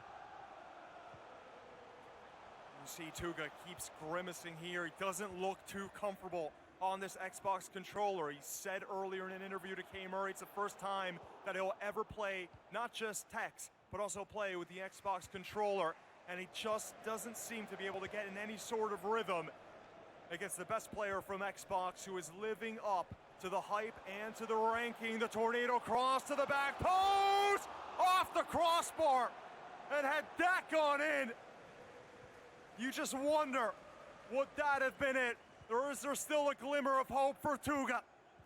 And as someone who plays on the Xbox and the PlayStation, the biggest difference that I run into is whichever console's not your home console, you're not putting in as much time, you're a little bit slower. You just don't release the passes with the same level of rhythm, that quick passing, almost that instinctive passing, that instinctive buildup. And the same could be said with the defensive pressure. Wait a second here, because it is a set piece. It's going to be taken short. Mbappe, and he just sends it wide. Was going for that power shot, not finesse, and it's nowhere near troubling De Gea. Looked like another misconnect. Tuga back in possession. Is this where Tekkz starts playing a little bit more conservatively? Second half, Tekkz is going to be packing it in and then looking for additional possession on the offensive end. And at the same time, I would think that Tuga's going to make adjustments too, where he's got to bring more pressure, got to get more bodies forward. Hullet to Vieira, back to Hullet, building up something a bit better. It's the last attack he has before the halftime whistle, and he loses it. Does Tekkz have one more chance before the half? He's just looking to control the ball, not forcing anything forward. Hullet now, yep, one more chance will be given. And he's dispossessed. Seems like we will be going to the half with Tuga having a 2-goal difference to come back from, and he's going up on the Xbox, of course, where Tekkz likes to play his FIFA. And once again, if I'm Tekkz, not changing anything, looking to have additional possession in my attack, make sure that I put that pressure on Tuga. I need to remind him, if I'm Tekkz, that, hey, I'm not going to give you the ball back that quickly. We're still going to go forward, but it's not going to be done and dusted. I'm not going to be on quick counterattacks. I'll take that space. We're going to pull it back. We're going to recycle, and we're going to work for the right opportunity. So Tuga using a 4-4-2, it's not a formation that we've seen too much from the pros. What are the benefits of using a straight 4-4-2 line? Well, the way that Tuga's using the 4-4-2 is he's maximizing Neymar and Mbappe as those outside midfielders, and they're doing a good job playing both the offensive and the defensive side of the ball. They're breaking up plays on the defensive end, and he's using them as counter-attacking outlets to allow him to go into that possession play or the slower build-up in the final third. Now here is Hullet. This is a chance for Tuga! And he's pulled one back! And it's his compatriot, Cristiano Ronaldo! It's only a 1-goal difference now between Tekkz and Tuga. Game on! And it doesn't matter what console you're on, you cannot miss from there. That's the tap-in. Beautiful delivery. And we do have a game on our hands. And the Portuguese contingent in the arena just went berserk. And it is Cristiano Ronaldo, of course it is, for the Portuguese player, the best player in Portuguese history, delivering the goods. And that's exactly what he needed for his confidence. And more importantly, this makes it where Tuga does not have to start pushing players forward nearly as quickly. He has a little more time to work it out. If he can get an equalizer, he can choose his game plan. All right, so what's the response going to be from F2Tekkz? We've seen him bounce back from 1 goal down, from 2 goals down. Now he has a 1-goal advantage, but momentum looking to shift the way for Tuga. Diogo Pombo, the incredible story. Portuguese Air Force Academy, only plays 2.5 days a week. And now he's playing against the best player from Xbox, very respectably. And he's on the front foot again. Does he have another shot in him? Quick interchange, and that shot just does not have any power, and it goes straight to De Gea. His buildup is so different in this half compared to the first half. The same thing that happened in the last game. I don't know if it takes him a half to get going or what, but the way that he attacks, it's much more fluid in terms of how he's going forward. It's more decisive. He doesn't look like he's second-guessing anything. And Tekkz's face now about 2 inches from the screen. Ultimate concentration for him as he's now breaking forward through Neymar, Vieira, Hullet. Look at the pressure now from Tuga in that 4-4-2. It's a typical formation for the new meta, but it does work for Tuga, and he has gotten to the cross-console final with it. R9, it's so difficult to dispossess Donovan Hunt in these positions. Neymar, the roulette, back to Hullet. Can really feel the energy now in the arena as everyone knows what's at stake. And Tekkz is playing smart right now. Still going with that possession play. Tuga packs it in so well in terms of his defensive pressure and the way that he uses team pressing. R9 now, a bit of space here to charge up on the right. He gives it to CR7, heel to heel, but it's good defending from Marcelo and Tuga. So by Tekkz bringing it back out, recycling, waiting, he's going to force Tuga to be more aggressive. And that's going to force Tuga to take risk. And Tekkz loves some good risk because it allows him to use those skill moves to be creative. Just additional space in general to work with. And it looks like Messi will be coming in now for Tuga as that super sub. Often have seen Messi coming off the bench. I don't remember doing a call on Messi actually scoring for any one of these players, but obviously there are benefits to using Lionel. 64th minute now, 1 goal would send us extra time. Kick save the half, follow up from Tekkz, 3-1. And he's gotten that 2-goal advantage once again. We see Neymar dancing. Tekkz also celebrates, probably feeling some relief here. Otherwise, the last 25 minutes or so of this match were going to be extremely stressful. It's not done yet. Tuga still has time, and with time, you can create opportunity. Wow. Always the response from F2Tekkz. Whether he's down a goal or up a goal, it doesn't matter. He doesn't seem to feel the weight of the moment. That's why he's number 1 on Xbox. Number 10, Neymar.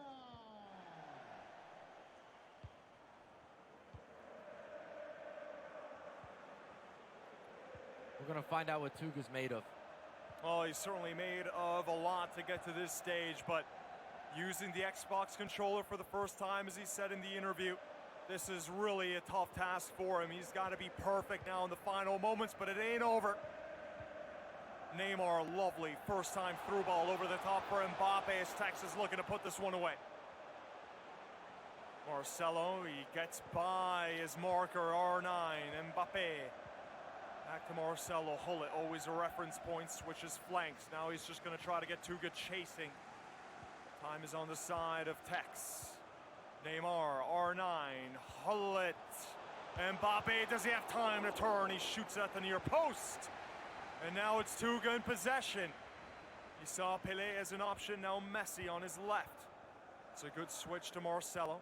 You saw that kick save from De Gea, and that's why you're seeing De Gea used by so many different pros, because he will get down and use his feet, and it helps with the low-driven shots. Hullet now, Pele. Gullet is absolutely everywhere for both players. Here's Messi, who's trying to charge it up on his left, but it was read brilliantly by Tekkz. Now Tekkz in possession, Neymar to Mbappe. Looking for options, he always seems to find a way out. A true escape artist is Tekkz. Mbappe to Hullet, slowing things down, trying to take a bit of the sting out of the game and waste time. We're in the 79th minute. Only 11 minutes of game time are separating Tekkz from that fat $50,000 check. It's definitely not skipping. He said he's, or rather his mother said that she hopes he's going to save it to buy property. That's wise choice. Listen to that, Tekkz. Don't go buy the flashy watches. They serve you nothing. Well, Tekkz said he's taking his mom on vacation. I think it's going to be vacations based on this 50K. That could be coming. Let's wait, though. There's still time. There's absolutely still time for Tuga. It's all or nothing, and here is the tactics board. Got to go all out. Well, you see Tekkz. He's on drop back. Very minimal depth. He wants to make sure that Tuga's going to have to work for every single opportunity, because every pass he makes, it increases the chance of it being intercepted. A mistake, and it also keeps the clock ticking. Incredible stuff. Both players have had to really go against some of the top from PS4 and Xbox. Texas taking out MegaBit, Felipe, and Dasari along the way to get to the cross-console final, while Tuga really surprised everyone by defeating first-place PS4 player Nicolas of Argentina. And here they are on the bottom of your screen. They're both winners. They both won the Xbox and PS4 finals. But this is the cross-console final. They've both gotten their points, and they both will go home with a big check as well to reward them for a fabulous tournament here in Atlanta, Georgia, the FUT19 Champions Cup. Now Tekkz breaking down the wing with CR7. Again, just not forcing anything. This has been the pattern, trying to waste more and more time, knowing that Tuga needs 2 goals now. CR7.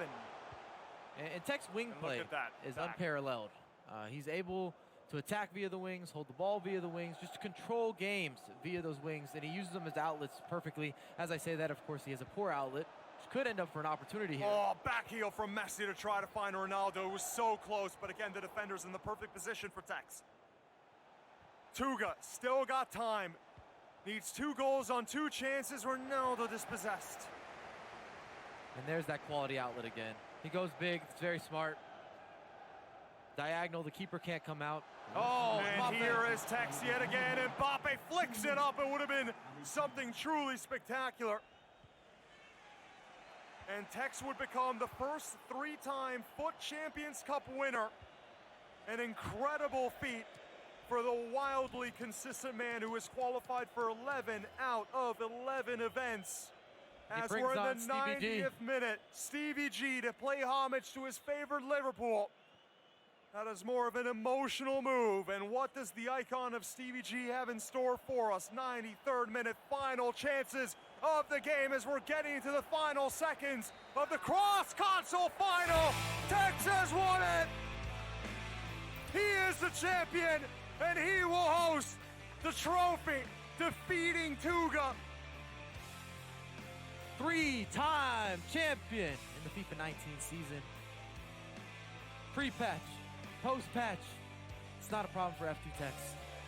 And there it is, the cross-console champion, Donovan Hunt, a.k.a. F2Tekkz, has done it yet again for the 3rd time. The first player to do so, record-setting. Incredible scenes here from Atlanta. He's done it in Europe. He's done it in the US. Can he do it in Asia? Next event, Singapore. Incredible scenes. And also you have to reward the runner-up in the cross-console final. He came into this one ranked in the 20s on PS4. He knocked out the #1 player in Nicolas. So credit to the Portuguese player Tuga, the 19-year-old from the Portuguese Air Force Academy. But right now, it is center stage for F2Tekkz, 3rd-time winner of the cross-console final in the FUT Champions Cup. An incredibly professional and incredibly calm player who has shown he is, once again, the best. And now we will send it over to Kay Murray and our cross-console winner, F2Tekkz. Tekkz, what a performance. How are you feeling after that win? Yeah, it feels good. It's probably the best I felt after winning the tournament, bar my first one. I got a little bit lucky in the first game towards the end, but yeah, I was due some luck and I managed to go on and win. Talk to us about that goal in the first leg. Have you ever scored a sweeter goal in a final? Not in a final, but that goal was good. He had 11 men behind the ball, so I brought out some sauce and yeah. Tell us a little bit about your opponent today, because it was by no means a blowout. Yeah, Tuga's really good. He's probably the best player I've played in like a PS cross-console final, like performance-wise. So I struggled, but I managed to come out and win. How are you feeling about him winning the toss and picking the PS4 first? So I seen that he won the toss, but then he picked what I wanted to play first. So yeah, even. That went in your favor, right? Don't worry, lost for words, and it's understandable right now. How will you spend that money? I don't really care about the money. I care about this bad boy. Good answer. Very, very nice stuff. Okay, we're going to head to a short break here, and when we come back, we'll recap a fabulous day of action.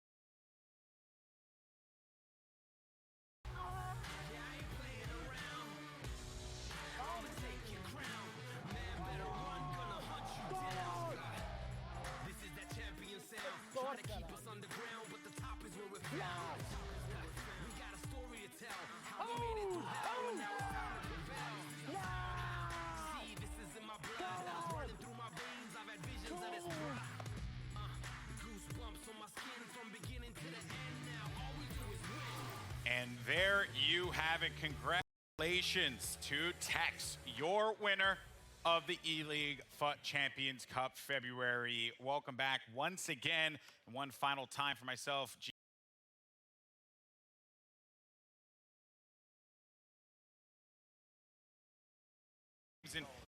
FUTEkkz said it best. Despite the result, tuga played FUTEkkz hard, and that's exactly what you wanted to see, Alan.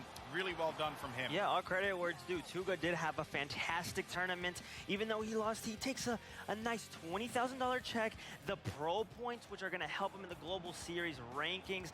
What I do recommend him do is just to focus. You know, this was a great experience. You got to play NICOLAS99FC, and, you know, he'd take that on to his future events. But well played to tuga. He took down some titans along the way, tuga, but the focus here on FUTEkkz, Chu, he has been a force to be reckoned with in all of FIFA, and it seems to continue on here. I think Mike said it best. Pre-patch, post-patch, it doesn't matter. The patches aren't going to stop FUTEkkz's domination. It doesn't look like anything can stop him, you know. Three-time champion for Champions Cup, champion, and I don't think you're going to see somebody dominate the likes of this degree. I mean, we saw, you know, back in the day in FIFA 15, 16 Gorilla. I think he's close to surpassing that status of GOAT. And he's so young too, right? What is he? Let me get my handy dandy notebook out here. 17 years old. Dan, what were you doing when you were 17?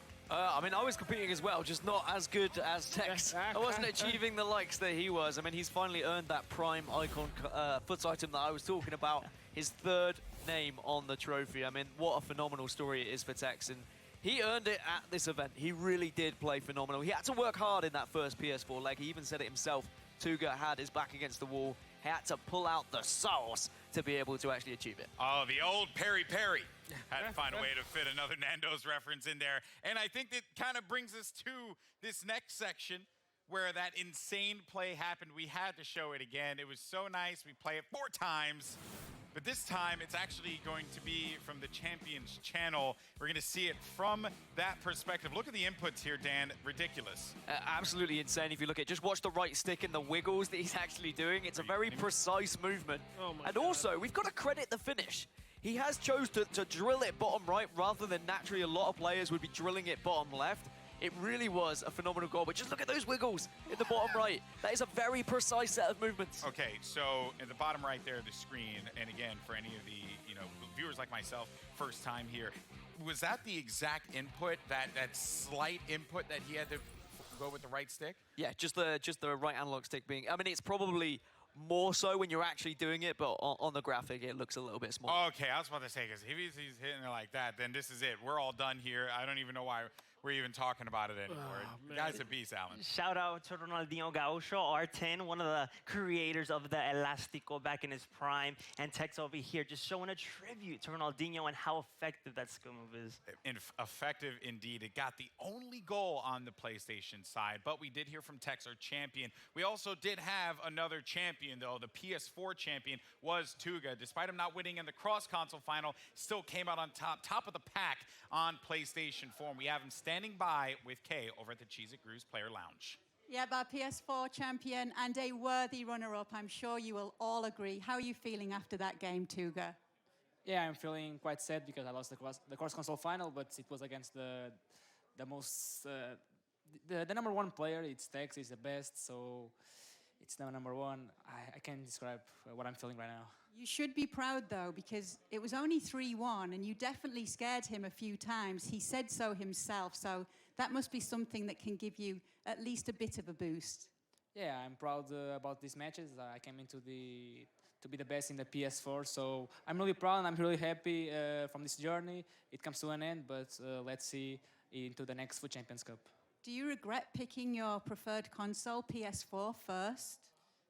Yeah, because I picked the PS4 first because I would like to win that first match, and then the second one just try to defend. It wasn't possible, but yeah, choices, it's life, man. We did hear from our commentators that you can only play on the weekend. Tell us a little bit about your work in the Air Force. Yeah, I'm working in the area of administration. and that's why I'm not able to play during the week. I'm just able to play on the weekends. So it's quite difficult, but in the weekend I try to keep the shape, to play some games and be in my best shape. Well, big respect to you. So going forward, what have you learned from this experience? Yeah, it was really wonderful to be here in America, in Atlanta. It was my first time here, so I'm really glad about this, about the studios, the people, the commentators. It's unbelievable. Great stuff. Tuga, our PS4 champion, and as said, a very worthy runner-up today. Hey, I'll take it. A weekend warrior over there, Tuga, making it work on the days off. And I can actually relate to that. When I used to compete, I only really had time on the weekends to be able to do so. It was very tough, and I was nowhere near as good at my respective game as Tuga is at the game of FIFA. So, again, credit where credit is certainly due. Wow, what a run from him, Alan. Your PS4 compadres over there, right? You know, he did us proud, yes, for sure. He put up a fight against Tekkz. And just Tuga, my respects, my props to him, because he wasn't one of the highest ranked players, and he took out Nicolas, number one on PS4. That's so huge. So he should learn from that, victory and carry forward with that experience that he had for the next future events. Well, you mentioned the ranks, and we do have the updated standings and where these players are. So he is going to jettison himself all the way to 4th place. Huge for him, where previously he was in the 26th place position. Not bad. I mean, it just shows what one good event can really do for you in the Global Series rankings. To put him above Mo Alba, who qualified for, like 4 or 5 events in a row at one point, really shows that this is a phenomenal performance for Tuga, and we're going to be seeing more of him as well. This isn't his last event. He has qualified for more events upcoming. Yeah, he will be on the radar without a doubt. Then on the Xbox side, our leaders there, we'll take a look at that in just a second. And no surprise, oh my goodness. Tekkz. You give him an inch. Actually, you give Tekkz a mile, he's going to take 8 more, clearly, or 7.5 more there. Wow, that is, I mean, what's catching up? I can safely say he's probably going to be in the E-World Cup. I'll put my money on him.